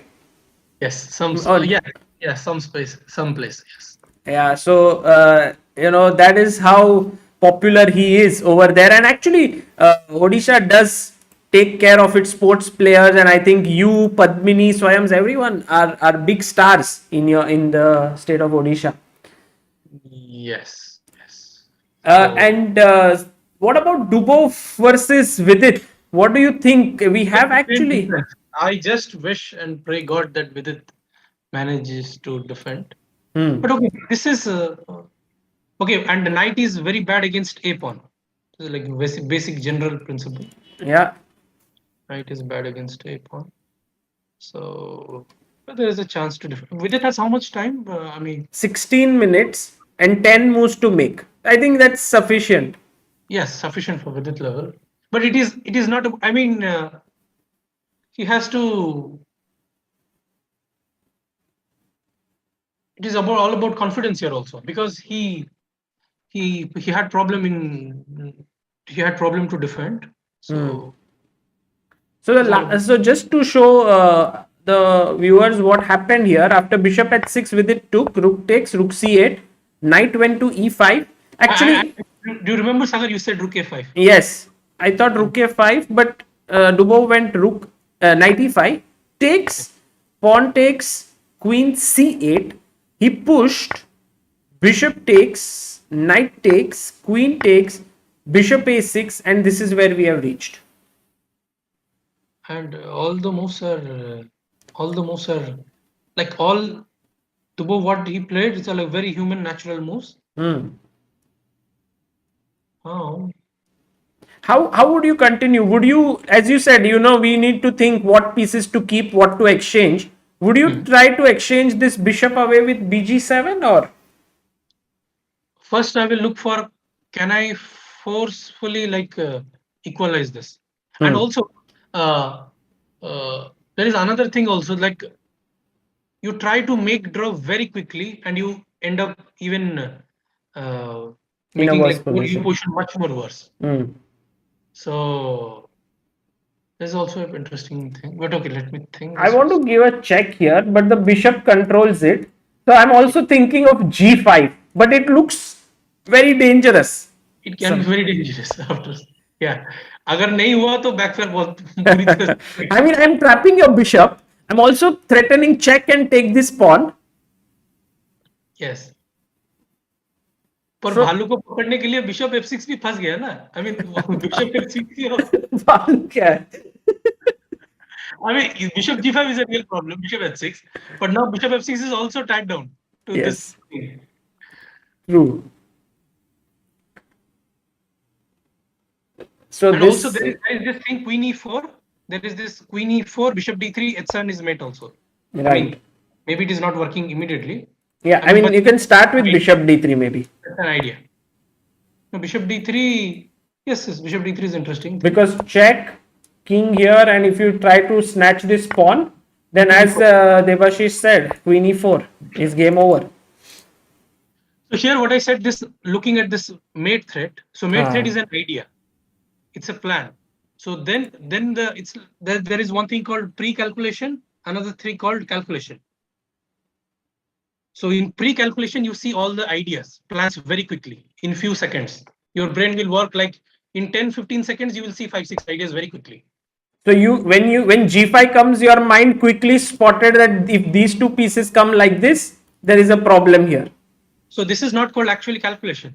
This is called spotting the ideas. So people generally misunderstood the difference between calculation and pre-calculation. In pre-calculation phase, you see all the ideas, you see all the plans very quickly, like in Flash. In seconds, you see all the ideas. Then the real calculation starts. But people most often, they just play. They just tend to tell themselves that I have seen everything what is available in the position. It is written, I think, in the Jacob Agard book also. But but everyone get this knowledge from different sources. But so this pre-calculation, how do you spot so many ideas quickly? Is that some kind of training, or you just with lot of play, or how do you do it? You just train every single day. With time, you grow. You spot all these things, because I have seen like immediately any moves that you make. I think this is some famous quotes probably. Any move you make, it creates some weakness. Like every has some certain drawbacks in it. So even though you are trapping this h6 bishop, like there is a chance, but also you create also some weakness. Correct. And there is this famous advice that also you should ask what is the drawback behind opponent's last move. So, yes, ask the drawback of opponent's last move. Absolutely. By the way, Funny Verma in the comments has said, in endgame class, Sagar once told the story of rook plus h pawn endgame versus bishop, where pawn should not reach the 5th rank, and he told Debashish had told the solution after the game. I remember, Debashish, do you remember we were in Aurangabad National Juniors and I was playing last round, I think, against Premnath, and I had a rook and an h pawn, and I thought I will win easily, and I pushed my h pawn from h4 to h5, and I somehow it drew. That king g7. Yeah, I mean the bishop somehow, and then you cannot win that. And I was like, what? And then after the game, you told me that the pawn should not cross the 5th rank, and you knew it. Yeah. And I was like, why? And then I came home and I studied from Doretsky's endgame manual that, because you put your rook on g5 and the king can come out from there. And I was like, wow. So, you were much ahead of, you had a lot of theoretical knowledge of endgames. Yes, there is this Doretsky books, all these things you should study. This is like a base, like Bible. Doretsky books are like, you should study. Right. And very important. But great memory by Funny Verma. Yeah, you remembered this, what I said maybe a year and a half ago. Okay, so this is with Debashish. This game is heating up, but also I do something very interesting with all the people who come here. Like until now, it has been Sham and Swapnil. Now you are the third one. So what I do is there are 2 games which we have seen quite intensely. Dubov, Vidit and Hari. But there are 6 more games which are going on, and so I want to set up like the final position what is there, and I will take away the bar. Okay, I'll take away the engine evaluation, and I'll ask you, what do you think is the... Oh, by the way, guys, while we are speaking, Vidit has pushed his pawn to g5. Oh, this could become interesting. And he has to spot the idea and then the right move order. I think Dubov will spot this bishop d3 move, because see, the queen e4 move just hangs the bishop, right? So yeah, he will spot this. Yes. But okay, you are playing a game, and like bc5 move you said, rook a5, he didn't spot. And I want Dubov not to spot this. because what else here, because knight f4 is actually quite a... Yeah. So, and you know what Vidit is doing here, the psychology. He wants to make a draw quickly. This is one kind of wrong thing. And you should be mentally prepared to defend for long run. This sometimes player, because right now we are like very relaxed at home, Yes. sitting and discussing. But on when you are playing, it's like you are very tensed and you want to do things immediately. So One thing which I don't understand, Devashish, is what is the plan after knight f4, where I'm attacking your queen and also threatening a mate. can I do? I mean, queen e4 move, obviously. Yeah, queen e4 looks like the only move. And now maybe you have to trade, right? Because if you go queen c1 check, then after queen h, king h2, there's nothing because knight d3 loses to queen a8. Yes. So this is lost now. You can't support. So you need to trade the queens. And after bishop takes, this endgame, is it? It's difficult to assess. On one hand, the bishop is trapped, but who's going to? It's like saying that we have trapped the cat, but who is going to bell it? Like there was a group of mice who said that we've trapped the cat, but we don't know how to bell it. So the same thing, yeah. Who's going to catch this bishop? And it doesn't look. This pawn looks dangerous. No, I mean, if I can do this bishop d8, f5. So bishop d8, the idea of bishop d8 is to stop a4, a5. And then f5, king f7, and then try to. And because then I need to, end game, king is very important piece. So f5, king f7, then try to do this because so bishop d8, and let's say if he plays a4 maybe. like h4, then I have f6. I will try to. I mean, I don't know. I mean, f. No, wait. No, just 1 minute. Can I do check knight c3, bishop here? And win the pawn. Yeah, check here. So check king here. Attack the bishop, and the bishop moves. Now I want to take the no bishop c2. Interesting, because if bishop d3, then I will take the bishop e7 and bishop into a3. Ooh, nice, very nicely spotted. Very quick calculation there. More important than this. Yeah. Exactly. This is a very important pawn. So that would be draw, but bishop c2 prepares if you go bishop e7, then a4. Yeah, obviously a4. So I am trying to. How would you judge such a position, like two bishops versus bishop knight and an extra and an outside a pawn for white? Would you say like closer for white win or a draw, closer to a draw? Closer for white. It's like only how top players they say this sentence is that only white can play for win. That's very simple. I mean, I mean, on this stream everyone comes like top player Anish is like the best. Right. And they say all these things like only white can play for win. This is the kind of position. It's like white is risk free and he will keep on keep on grinding position. So this is the thing. Okay. And black has to be very. And when you are defending, the worst part is that you have to be lot precise than white. White will make one mistake and it will just be a draw. But you make one mistake, you are just out of. You just lose. Correct.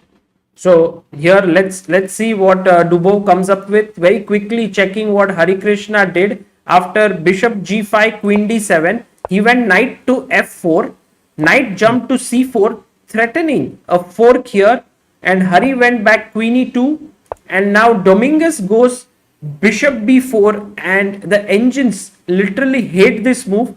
But again, it's not at all easy to. I mean, white. It's giving white almost a decisive advantage. But we have a grandmaster here thinking without any support from engine, and I think that is the right way to know whether this position is easy to find that move or it's complicated. But also, guys, in the chat, you can think, what do you think is Harikrishna's best move here? It is trust me, it is difficult. Yes, it's difficult. Yeah, Otherwise, if it was easy, then you would have like spotted it instantly. Yes. And the move which you said also G4, it was also very different. And Devashish, here it's the same move. G4. Yes, again. And see, and the very interesting thing, if you give Harikrishna this position separately in turning position. If you just tell him solve now. What? If you tell him just solve now, this is the position. He's got in 1 second G4 move. That's the kind of player he is. But it is when you are playing, it is difficult actually. That is the psychology. Right. In the game, it's very difficult to figure out. But G4, the idea is that after HG, FG, if bishop takes H3, then now knight takes, rook takes, and very cute move here. King G2? Yes, but King G2 maybe just rook H8 back. No, wait. Give me some time to think.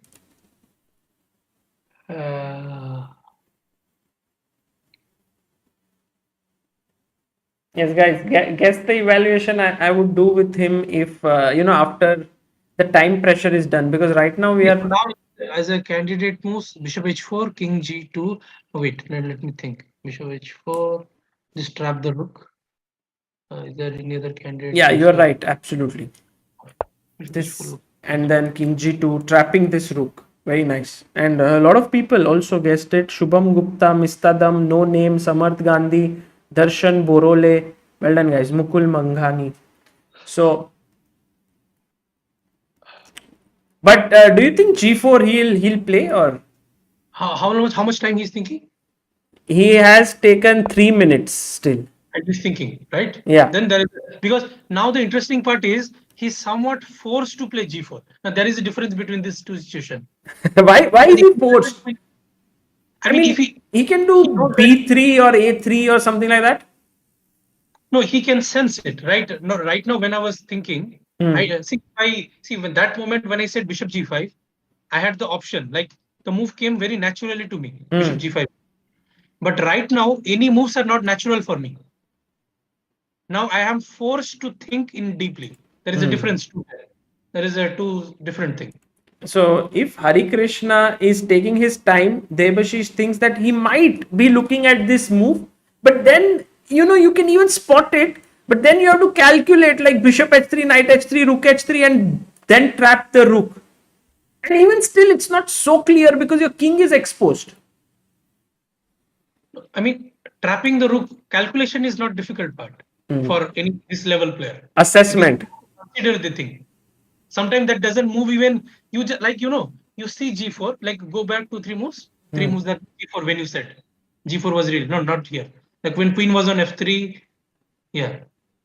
So here here player sees G4, and in 1 second they refute themselves. Like they say, "Acha nahi hoga." Chhod dete hain. They say like एक sentence में they stop. In one sentence they say अच्छा नहीं होगा like this. I mean they don't go deep, and that's for every level. Like depending on our knowledge level, we stop. So, but now he is forced to think because now nothing is obvious here. Nothing is obvious because I can't play knight d3. Bishop is maximum developed. Because take and knight b2 is hanging. Yes. So. And maybe this rook d1 could be an idea, but then what's the rook doing? Oh, by the way, he's played a3. Okay.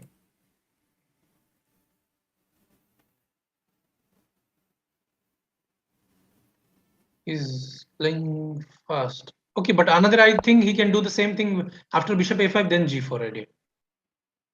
And with a3, he's it's thoda, I mean, distance from the king. I mean, this bishop. I mean, bishop on b4 is somewhat near to the king for the defense part. But after g4, hg, there is bishop b6 also. Yeah, now that seems to be an issue because earlier that was not a problem here. Now this is coming into the picture. You're right. Yes. So maybe g4 no longer is that powerful. So somehow I feel that, I mean, now g4 idea, he will obviously not think. And like Dubov, he will regret after going home why I didn't think I played very quickly. And Hari will also think why I played very quickly. But Hari took his time. He took like 5 minutes here. Okay, 5 minutes. That's right. So he did take his time. Do you think B3 is an option here, or A3 is just hanging? Yeah. Or there should be some tactical stuff happening. I mean, can you just tell me the current tournament standings? I mean, Harikrishna badly needs to win the game. Yes. He's on 2 points with Dominguez, and Wesley So is on 3 points. So with 2 games to go, you have to catch up Wesley So, and he will play Wesley So tomorrow in the final. So if he wins today, and we'll just quickly see what is Wesley So's position. Wesley is playing against Alexander Shirov, and seems like drawish, yeah, this position. Yes. And in opposite color bishop, but this should be a draw. So if Wesley draws, he moves to 3.5, and if Harikrishna wins against Dominguez, he moves to 3. And tomorrow then he will play Wesley, and if he beats him, he reaches to the top, which means that he qualifies to the semis. It's very tough, but he has a direct route. Yes. So he has to win 2-2. Yes. But today's position is already a little promising, yeah, here. Yes, but now, like the way he played, and he's thinking also, he's taking his time. Yeah. And like G4 is okay. So right now, what is the move for now? He played A3. Now let's see. A3, bishop A5, and now there is some other move which is supposed to be great. I'll just tell you, and maybe you can explain. Knight D1. Do you like this move? It is to spot the knight C4 is a really big problem for me, and I want to eliminate it. And what are the... See, once you know the move, it is easy to explain. So, right. But here, it doesn't seem like knight D1 is the priority, right? Yes, and when you go to that 2-3 moves back, that time you don't think knight D1 move. So I like when you are making knight D1 move, you are subconsciously, you are accepting that this is a problem. I need to fix this. This is the kind of thing attitude after. But A4, I mean, Harikrishna has played his move A4 on the board. What is the point? It's like you're hitting sometimes here, hitting sometimes there. But I mean, A4, maybe preparing knight B5 or... By the way, we have a move in the game of Vidit as well. His opponent, Dubov, has played bishop D3. Wow. He has played this, and I think Vidit's task is now to find what to do. Because as Debashish said, threat is queen E4. Yes, it is. Once you find the idea, then the right move. It's all Vidit has to defend for like long time. Yeah, it's not going to be easy, and definitely you can't be greedy and take this pawn on A3, which I'm sure Vidit will spot that queen E4, and he's just lost here on H7. So that's not going to happen. But also, I don't think Vidit will find the position after knight F4, queen E4 as appetizing. It looks very, very dangerous. And Sagar, you asked a few minutes back. Yeah. You're a big fan of Vidit or what? Who? You asked, are you a big fan of Vidit? Yeah. Why I like Vidit is because the kind of chess I play, like positional, I like my style is mostly like positional, and I love to work on theory. He has like when we were like growing together, like my rating was 2500, his rating was 2550 only. I'm 2560. We are like very close, and the style which I like to play, he's really good at that. So that's why I love to study. It's not like, see, Adiban and me, we are completely different style, opposite. Setu, me, totally opposite. But Vidit and me, we are very close in style. Right. So that's why I love Vidit. Right. So I think all positional players really like his games because he's able to beat very strong players with positional play. Yes. That's his amazing quality. Okay, So, bishop d3. And Vidit has only 8 minutes left, yeah, now for 9 moves to make. This is not going to be easy. and he will right now he will be thinking all about his previous when he had to defend post Really? position. He will Really? be thinking about those things. There is a because after वो कितना भी अच्छा player हो जाए, but after all he's a human being also. I understand, but right now, why would he think about the No, previous I mean, positions? he will not thinking. That thought will come for a few seconds, and he will, as he's a very well trained mind, he will try to push them away, and he will try to focus on the game. You But वो mean, तो thought तो आएगा. कौन सा thought कि I lost to Aronian and all of that, or? No, not to Aronian. अरे यार फिर से worse position आ गया. फिर से okay. Again, I have to defend. Again, I have to defend. This thought, it is for 1 second, but it's like a deadly thought. Like mentally, he's very upset to defend. So once you are mentally not ready, कितना भी defense अच्छा chances मिल जाए, you will somehow you will start to dislike your position.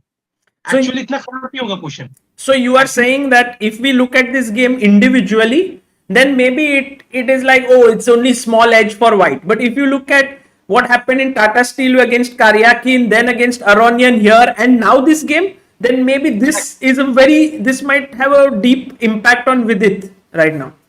He's a defend.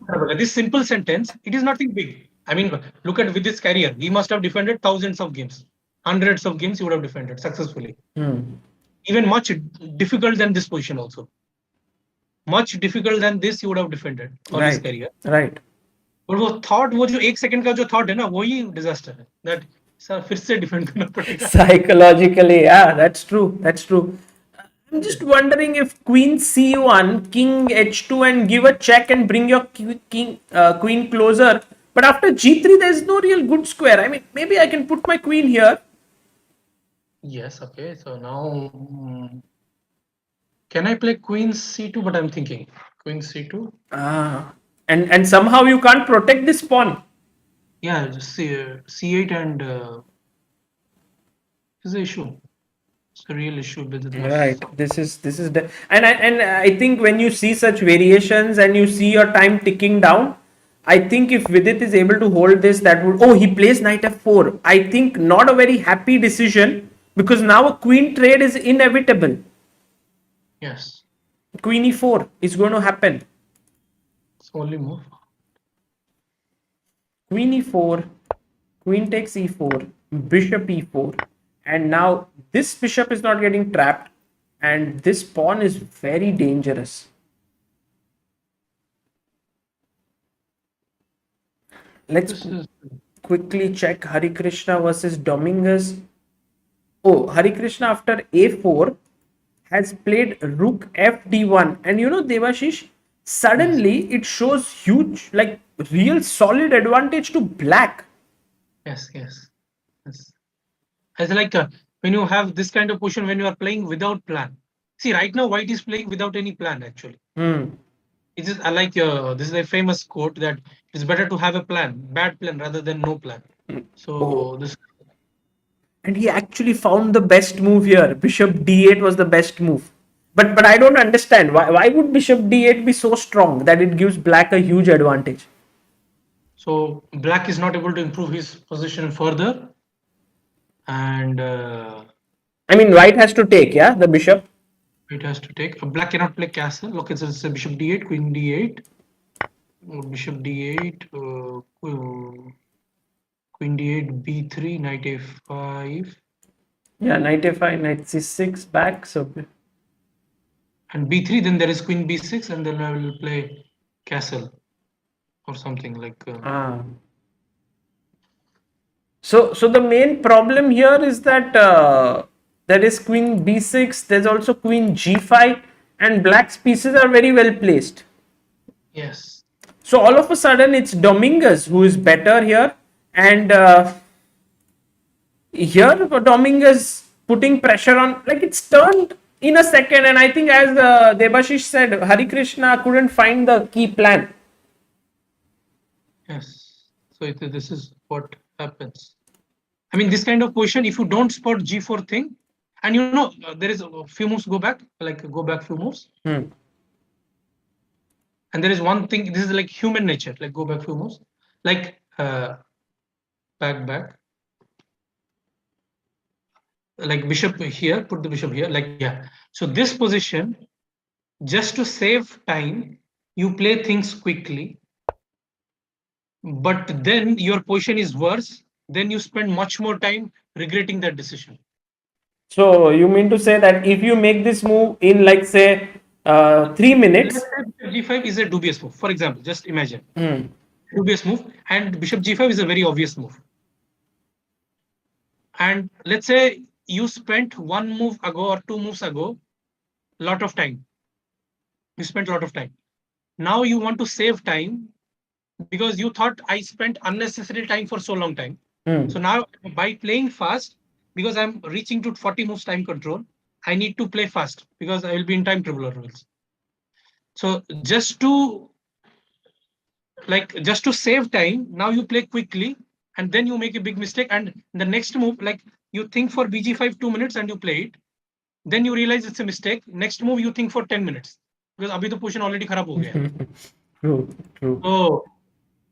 So that time White didn't find a plan. Now he will spend 10 minutes and the plan doesn't even exist now. Chala gaya. It's like this, that you have some money and you basically can think carefully and invest. It might take you like a month or so to think carefully where to invest, but you say like, let me invest quickly into something, and then you start making losses and you have to think every day what to do. So basically thinking first could be very useful. Yes. By the way, in such a position, Debashish, as you mentioned, we are only looking at two results now, whether white will win or black can hold. So if you are playing with black pieces, how would you think and how would you try to hold such a position? Because it looks not so simple. True. I agree. As you said, like you would think of bishop d8 and f5, right? Yeah, bishop d8 because white is going to play a4 next move. So instead of putting the bishop on e7, it's better to put on d8. Let's say I go king f1, you go f5, and now I go, let's say, maybe bishop c6. You go, I go king f7, trying to come here, and I think now there is f4. Now there is so back, one move back instead of king f7. No, if I don't play king f7, he can play bishop e8 also. But okay, that's I'm like fixing this. But okay, let's say knight d3. Like what you said, yeah, bishop e8 maybe, or king e2. But king e2, there is knight. Yeah, my idea is knight e5, knight f7. That is my idea. So I'm trying to see this. I'm trying to make this. Let's do this. Knight e5. Okay, knight e5. And by the way, Vidit has played your move bishop d8. It's very cool. Yeah, it's a logical move. Knight e5, and now threatening knight f7. Maybe f4, yeah. F4, i5, f4. It will be easy draw. Oh, no, not easy draw. F4, yes, f4 is the move. F4, if knight f7, then you can take, and then this bishop endgame is lost, yeah? Like, yes.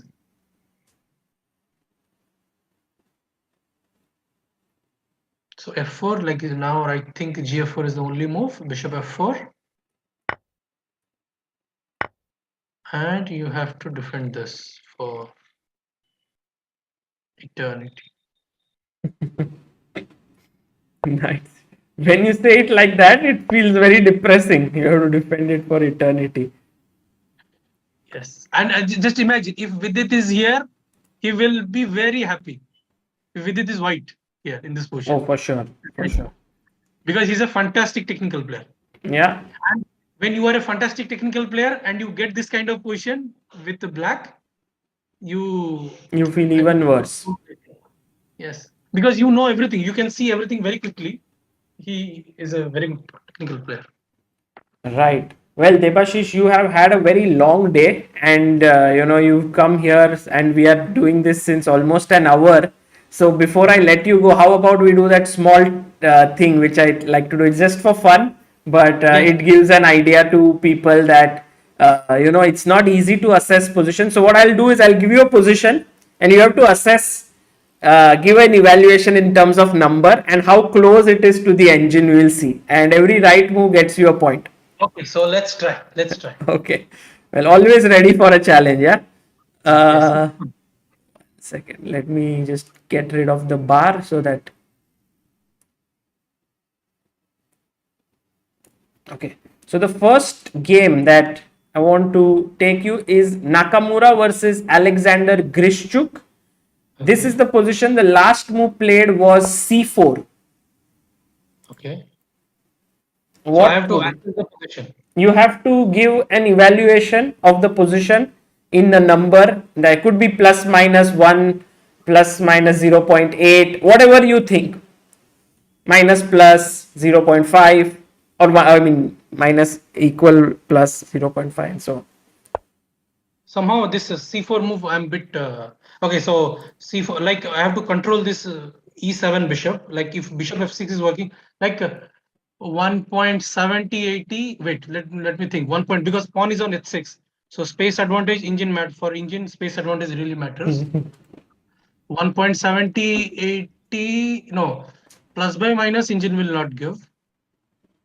I think it's more than okay. Like okay, so I have to think about bishop f6. Wait, bishop f6, bishop g3. Okay, so last move. Okay, wait. So Last here move was rook a b8. Yeah. Okay, so Leela will give all this position equal. He will give plus 0, 30, 40. He will give maximum. Okay. So can I go? Okay. I think stockfish. Leeches. I'm seeing it on leeches, so maybe stockfish over here, and that to browser based, so it's not 100% accurate. Not really that strong. Yeah. But okay, but here black can hold the ground with like f6. But okay, so I will give the assessment will be, I'll give 1.50 plus. 1.50, but very not bad, Debashish. It is plus minus 1. Yes, So okay. I would give you a point there. Okay, so check this position. I mean, if you do you have access to ChessBase or something like? Yes. I can check on ChessBase. Let me check it there. And you think that there it would be higher? I check with Stockfish 14 or something, like a good engine, really good engine. I have 13 for the time being. Okay, 13 is also that the such position with pawn on h6 especially. Okay, let me just pull it up and see how it goes.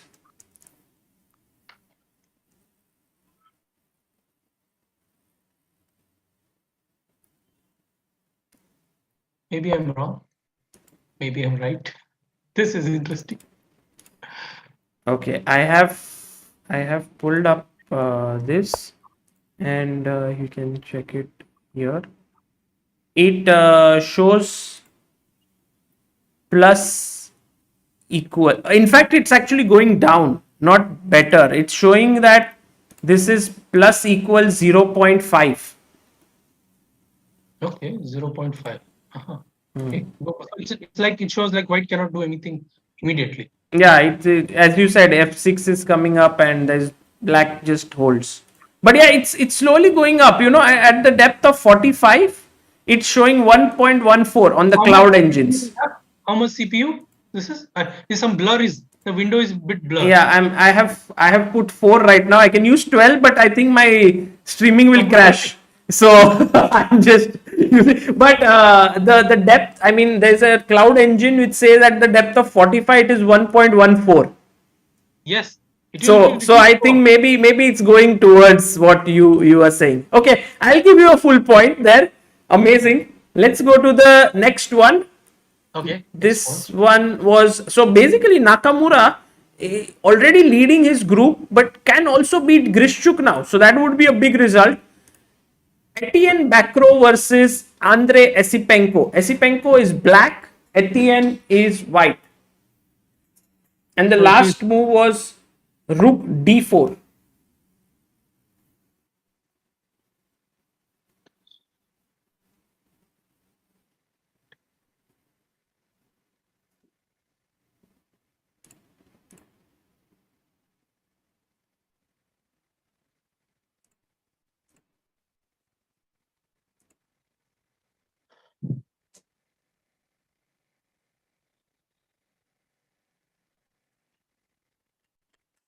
And this is this.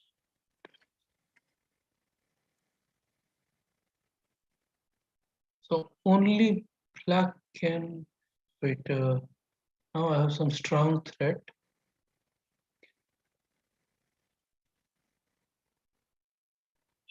It's white to play, but Black can be better, right? Only black can be better. Like wait, let me think. I mean, okay, rook c1, bishop c4, rook c4 is there.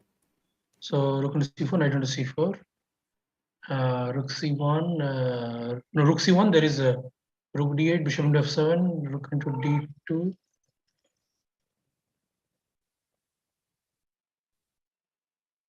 Rook c1, rook d8.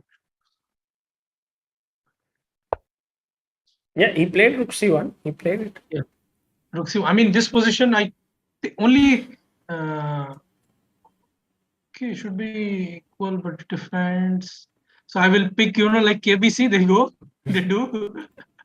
एक move पे lock किया जाए, lock किस पे किया जाए?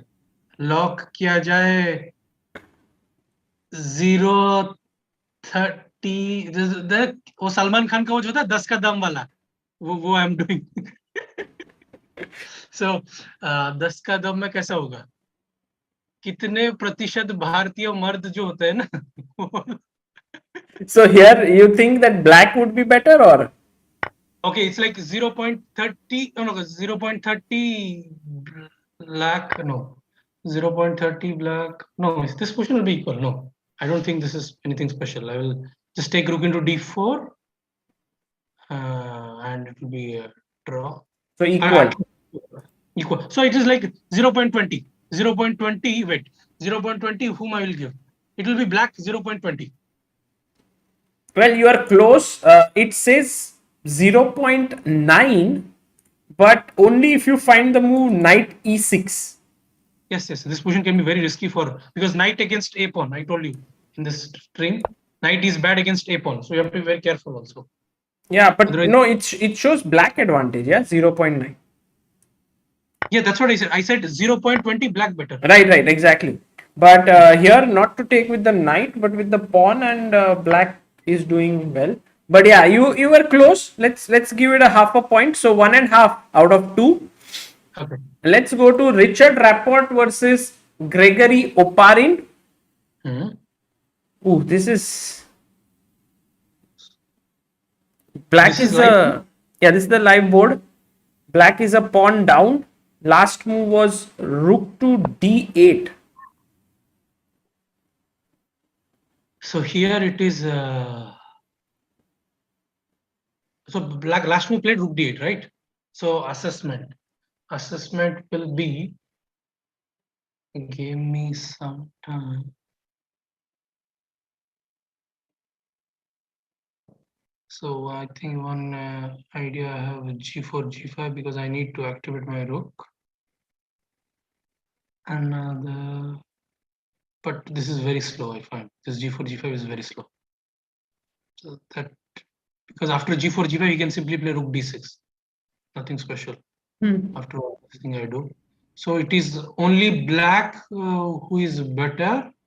So if someone is better, it is black. I will give this position as, because it is computer who is assessing the position, not human. So I will give this position as 0.20 to 0.30, but let me be very precise. I will give this position as 0, because white can defend for sure, because it's computer. 0.30 to 40. 0.30 to 0.40. What a beautiful, amazing. It's 0.5. In fact, it's very close. After rook a2, it's right now says 0.2. So well done, Debashish. Well done. Okay. I mean, 0. Okay, I'm a bit like wrong also. I was. No, but I mean, you were just in that range. You were saying 0.2, 0.3, 0.4, and okay, black is better here. In fact, now it says 0.4. So perhaps it takes time for it to realize what you are saying. Like, my assessment was 0.30 to 0.40. This was my and yes, right? Absolutely. And it's slowly going in that direction. Yes. Okay, Vincent Kimar versus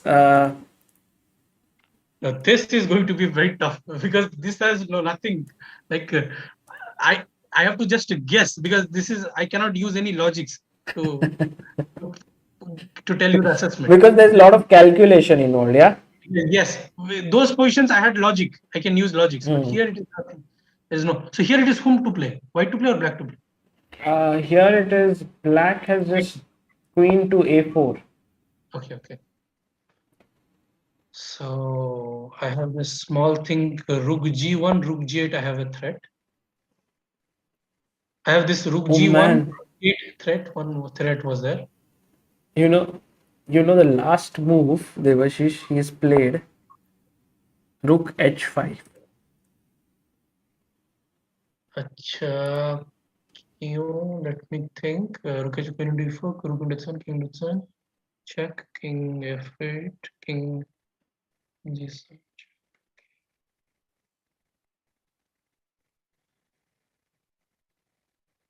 इसका idea क्या है? Rook h5, okay, second. What is the idea if you take on e4?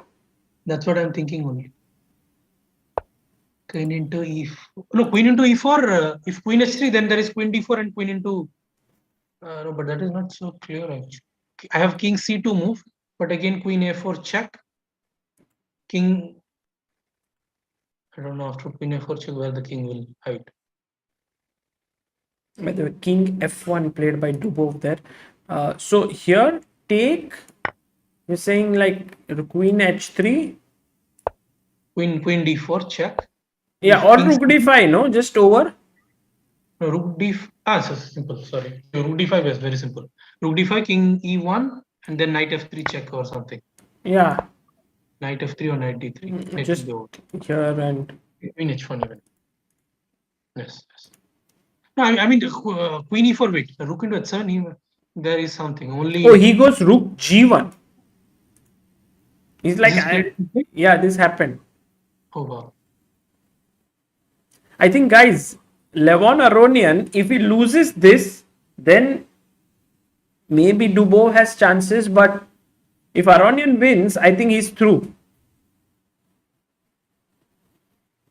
So I really think this guy is in trouble. So take and queen h3 mate. That's the plan. Yeah, but I will just simply take rook into d5, king e1, rook d5, rook d4. King c1 maybe. Okay. Rook d4, queen g3. Maybe. No, if king e1 I meant. If king e1, then king e1, yeah. Okay, king c1, okay. So king c1, at least I have queen f4 check. At least queen d3, I mean queen e4. Queen e4 and queen d4, at least I can exchange the queen. I mean, बचने के लिए पहले. Right. बाद में जिंदा बच गया तो जीत लेंगे. This would be equal. But I guess after something. Right now we are commenting. Maybe there is a chance for black also. So if we think for a long time. But okay. Yeah. No, yeah, I mean you're right. After f6, black wins. Yes. I mean now we are just at least draw तो है. उसके बाद you think. Correct. So at least Aronian का draw तो है. बाद में देख लेंगे. So ये वाला position, as you said, take on d5, king c1, queen f4, king b1, and now maybe something like f6 because rook h7, king h7, queen h3 is met with queen h6. So Aronian. That time I played rook d4 so that queen h3 को queen h4 आता है. You mean after king e1? Yeah, king e1. That when here I didn't spot because I'm just saying very quickly. Yeah, rook d4 is winning. Yeah, rook d4, yes. Because after rook d4 I can move the knight e5. Yeah. That was my idea. So Levon is winning this, yeah? Devashish, this is done. Yes. And, have you seen that there is a meme like Dubov versus Vincent Kimar height? Who is looking at? You have seen that picture? No, which one? There was one in YouTube. I saw this meme that Dubov and Vincent, they are giving interview, and it is 17 years old Vincent, but actually Dubov who is looking like 17 years old. In the Yeah, picture. Vincent is very tall actually. Very tall now, yes. Mhm. Oh, Oh, this has gone really bad for Harikrishna. Achha. Okay. And I mean, it's just after Queen D8, in a fraction of like few moves, things have changed like completely. Queen B2 and Bishop C2. I mean, So you, in this game, but okay, Harikrishna was mentally prepared to do something like action type of moves. I mean, somehow he yeah, didn't. he goes Rook E1, but now Black is like pawn up, has great knight. Like must-win situation, right? For Sorry, him, yeah, both like for both the players. for both the players. Meanwhile, Alexei Shirov and Wesley So drew. So that means that Wesley is on 3.5 now, Yes. and Vidit is on this position. So before you leave, Debashish, what is your result for this game? Draw or Dubov wins? What do you think? मैं तो चाहता हूँ विदित जीत जाए. But वो तो possible नहीं है ना? Possible नहीं. This Possible. is But not. okay, question this 95, 97, King G6. I have one idea. But 95, 97, King G6. But वो इसके पास F4 है. He has always this F4 idea. So this position. Vidit has only 35 seconds. And Dubov? 18 minutes. Okay, so Dubov. Just because it is Dubov, I will say Vidit will save this. Because Dubov is very good at dynamic positions, but not very good at end games. Yeah. Sometimes he can make careless moves. There is a chance. So just because it is Dubov, I give Vidit can defend. But if it is like a Karyakin, or if it is Carlsen is like too much. But if it is like if it is a Karyakin or if it is Aronian, they are like very composed player. I mean, they once they have advantage, they will like the statistics are very good. You mean to say if Carlsen was white here, then there's no question. Yeah, he would win. No, it's not like this. Vidit wo bachcha thodi hai, दूध पीता हुआ बच्चा. No, not with it, but in general, white position for Carlsen is. Yes. I mean, see, white should play here. Black should try to aim for king side. Play maximum. The more pawn he exchanges, it is better for him. Right. You are in the defensive side. The more you exchange, it is better. Yeah. So let's hope for the best. The Vidit finds the defense. Sure. And Devashish, you were going to come for a few minutes here, like half an hour, but you've been here for almost 1.5 hours, 1 hour 20 minutes. So thank you so much for so much time. I think you haven't had your dinner yet as well, maybe. Oh yes.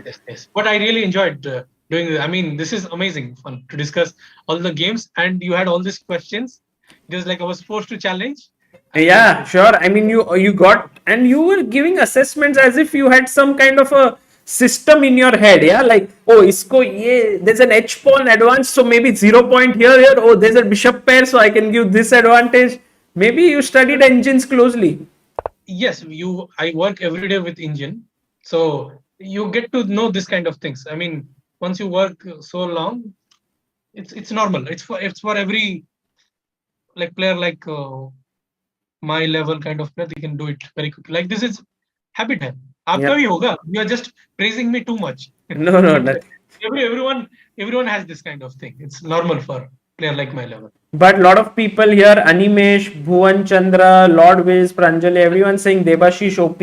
I think people got a lot of insights, not just into chess, but also into psychology and, very interesting commentary. It was amazing. And Debashish, see you soon at India's Got Chess Talent. Thank you, Sagar. See you. Bye. Okay, Sagar. Bye-bye. Guys, that was Debashish Das here with us. Great fun analyzing chess with him. So dedicated. He finished his session and he simply came in and he was like, I saw you analyzing all alone, and I was like, let's discuss and let's do. And I think we enjoyed. So coming to this position, we have 39 moves made. And in a way, Vidit seems to have got his pawns into the center along with his king and knight and has blocked the a pawn. Also, the bishop here is kind of trapped. So it looks like you have got things under control. And also, I think black is planning to go f4 next. So it seems like this will end in a draw. But for Harikrishna, on the other hand, not only has Harikrishna lost his advantage, but after rook e1 b6 takes, knight d2, queen e3, queen takes c3, queen takes c3, rook takes c3, knight b4. Harikrishna is already a piece down. He will recover the piece, but I think he will land up in a bad position. Like let's say king d7, rook c2, and now rook c2, knight c2, and rook c8. And somehow black is much better here. Although the pawns are equal, this is weak, knight is coming to c4, and this looks bad. So that means that Harikrishna is perhaps out of the chance to win this group. And Vincent Kimar versus Levon Aronian. I mean, Levon so alert, yeah. Like after rook d5, king c1, he did find queen f4, and now he played rook d4, which is also a great move. Bishop b5, check, king a1, and he took on b5. And I think Vincent Kimar is going to resign here, because after take, queen h3, you have got this kind of lawnmower thing going with the h file, but the queen can always come back and interpose here. So right now it seems like Hikaru will qualify from group A. Group B is the most well fought group, because you have a draw between Wojtaszek and Fedosiev, who are leading. So they both are in the lead, and also Richard Rapport versus Gregory Opparin might end in a draw. So I think it's very difficult to know who will qualify from group B. But from group C, I think it will be Levon, and here it will be Wesley versus Dominguez. Anyone, I think, I think Hari will lose this. There's no chance here because there's so few pieces on the board. Meanwhile, going back to Vidit's game, after bishop a5, g4, knight f4 check was played. And guys, it seems like Vidit has got this under control, and this should end in a draw.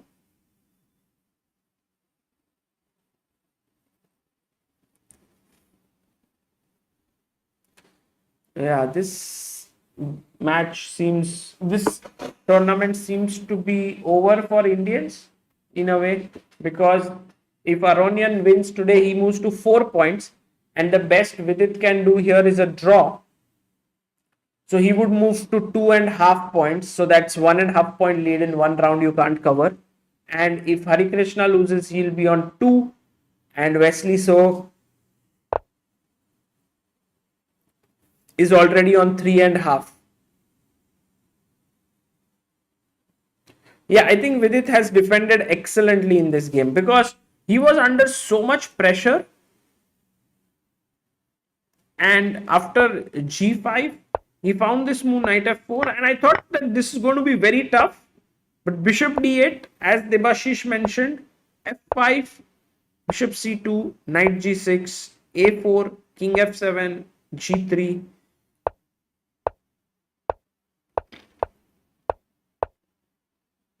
And now this is the position after king f1. Aronian has won the game. Amazing. It's big news after king e1 takes rook e1 f6. Vincent said, I have no way to break through. I'm already a piece down. Let me just call it a day. So he has resigned here. Nakamura versus Grishchuk. Actually, Nakamura has great chances of winning this. Pressure here. Everything is going his way.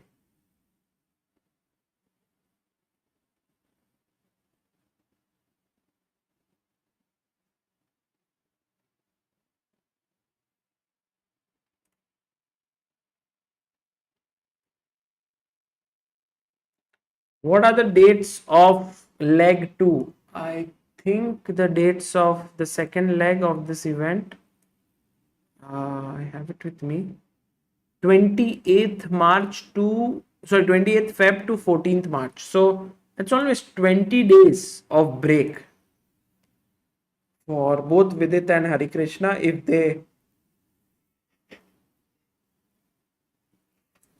If they get knocked out, then there is 20 days of 18 days of gap in between.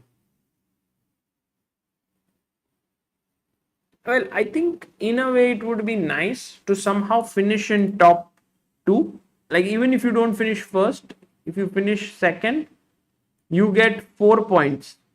If you finish first in the pool, you get 7 points. But if you finish second, you get 4. Then third, you get 2 points. And if you finish fourth, you get 0.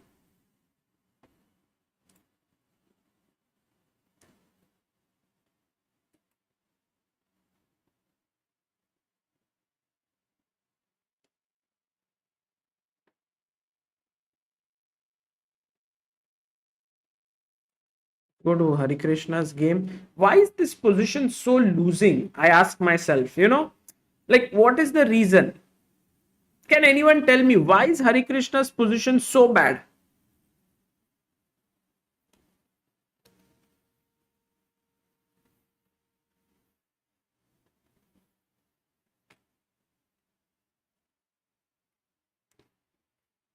What is the reason? Uh-huh.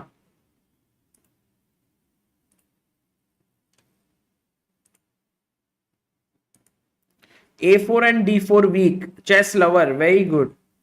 These are weaknesses. And yeah, also the king is far away, right?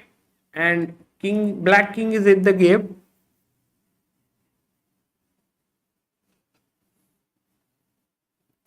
And I think these are the main problems. And the king is cannot able to enter. The black king is active. You also can exchange the knights and get a passer.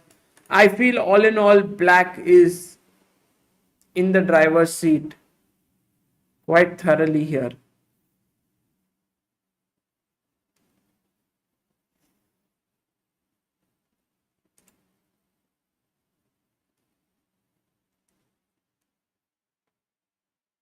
No, I think it's very difficult for white to make any mistakes here. I don't think that white would go wrong, but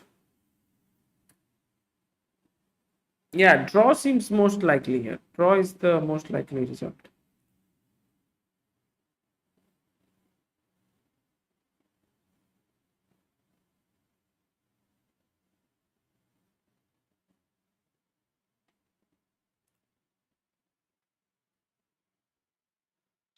ChessBase India, but would you have thought black is that much better without the engine? Ronak Banerjee asks. You mean in the Harikrishna game? Not really. Yeah, I would have expected something like +1 here. +4 is a bit too much. But it also means that, like there's no counterplay. Like knight b3, I now attack here. What do? You are going to lose material. So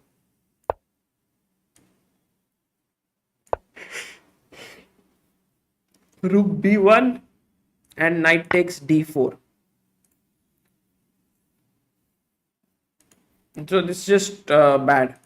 By the way, guys, while we are here, I wanted to show you something related to, I was talking about the tournaments now starting in India. And so how would you know which tournaments to play and where to play and all of that? So here's my small recommendation to you. Maybe you can check it out in your free time. It's a very great service, I think, that can be highly useful to you.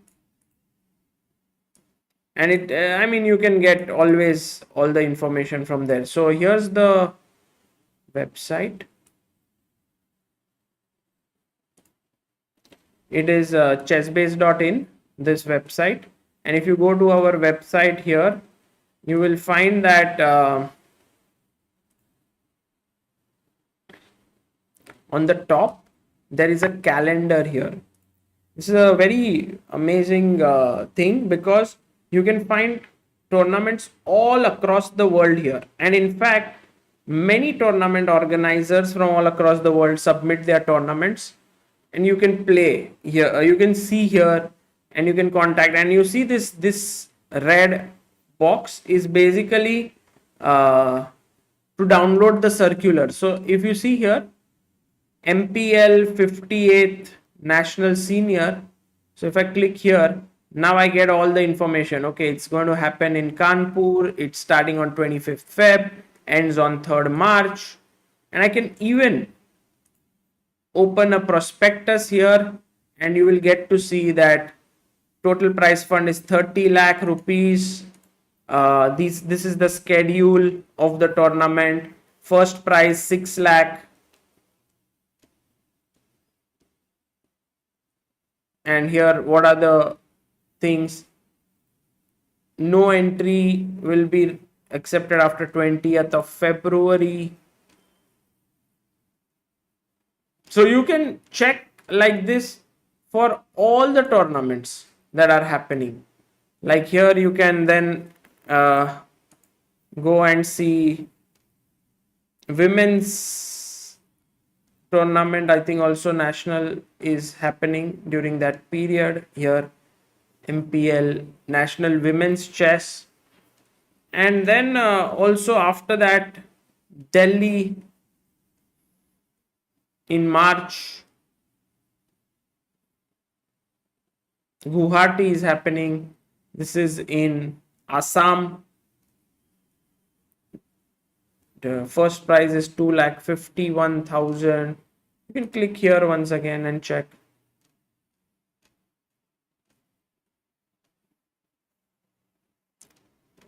So guys, just go and check this out, and it will be, I think, a very useful thing for you. Don't you think this is useful, guys? What do you think? Let me know in the comments. In the chat, what do you think about it? Knight b3 here. Knight d4 happened. Rook b6. Knight c6. Knight g4. Okay, you can just take this.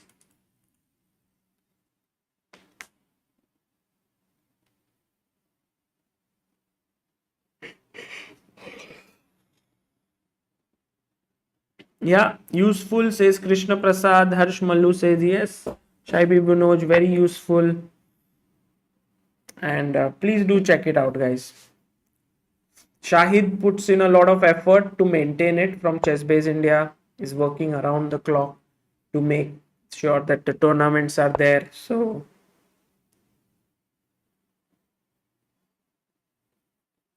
I think Hari is now pawn down, and this is a passer. It's also weak pawn, so he might lose that. And Vidit should be able to hold this. Like, he's taken FG. I think you can take back with the H pawn.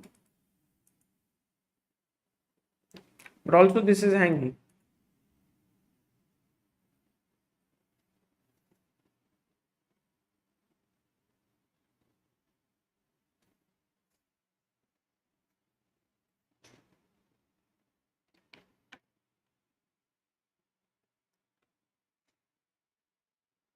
Narendra Khandekar says tournament fees are too much. Well, in general, there has been a fee for chess tournaments before, because you get rating and you get also prize money, but yeah, sometimes it's not easy. So that's why I would recommend to play these tournaments to those who are serious, in these events.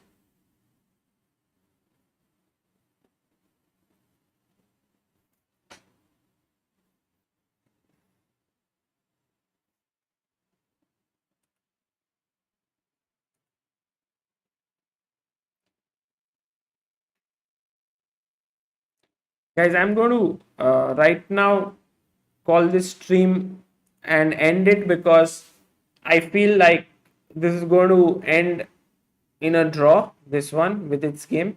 And I also think Harikrishna will lose. So, yeah, that doesn't seem very promising. But yeah, I'm just a bit tired today and I would like to. Peter Cavanaugh says Grishchuk got outplayed. Yeah. So if Rook f6, there is h7. And then I take, and then you take, and then I take, and queen.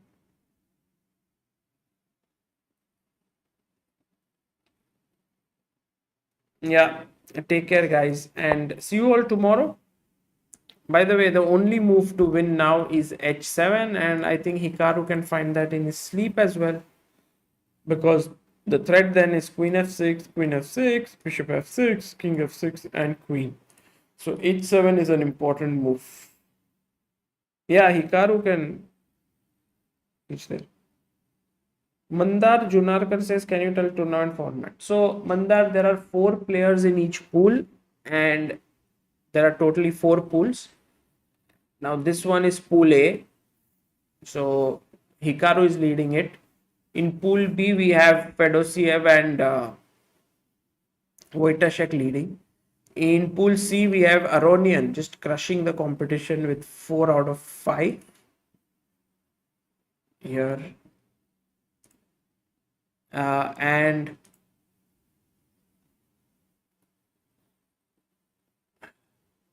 in the D group, we have Wesley So on 3.5, and the winner of Pentala versus Dominguez will reach 4 points. So that is, Dominguez looks likely right now. So that would mean that, yeah, that's the thing. Nishant Agarwal, do I get FIDE rating if I participate and I don't have previous FIDE rating? Yes, in the events where unrated players are allowed to play, you can. You will have to beat, at least score something against your opponents. And then, yeah, you get your rating. You might have to pay a small fee, FIDE registration, but that's. Tizia Kumar, I gave all the updates on India's Got Chess Talent. We have 3 trainers already, and I'm very excited for it, because some of the best trainers are, going to work with us, and it's going to be great fun here. As you can see, Swapnil Dopade from Chess Patshala, Shyam Sundar from Chess Thulir, and Debashish Das have already confirmed the last one. We will have in a day or so, and then we should be able to begin in a week's time, like in a few days' time.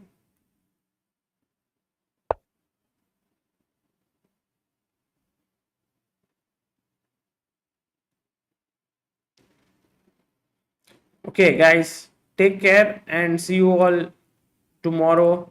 Thank you all for following, and also do follow Debashish Das's channel, and also do send him his good wishes over there on his YouTube channel, as well as on Facebook if you contact him. Otherwise, you can also write to him on his email address debashish555@gmail.com. It was wonderful having him. He has so much knowledge, and I think today, tough day for India, but it was good. There's always something to learn from these great players. Take care, guys. See you. Bye bye.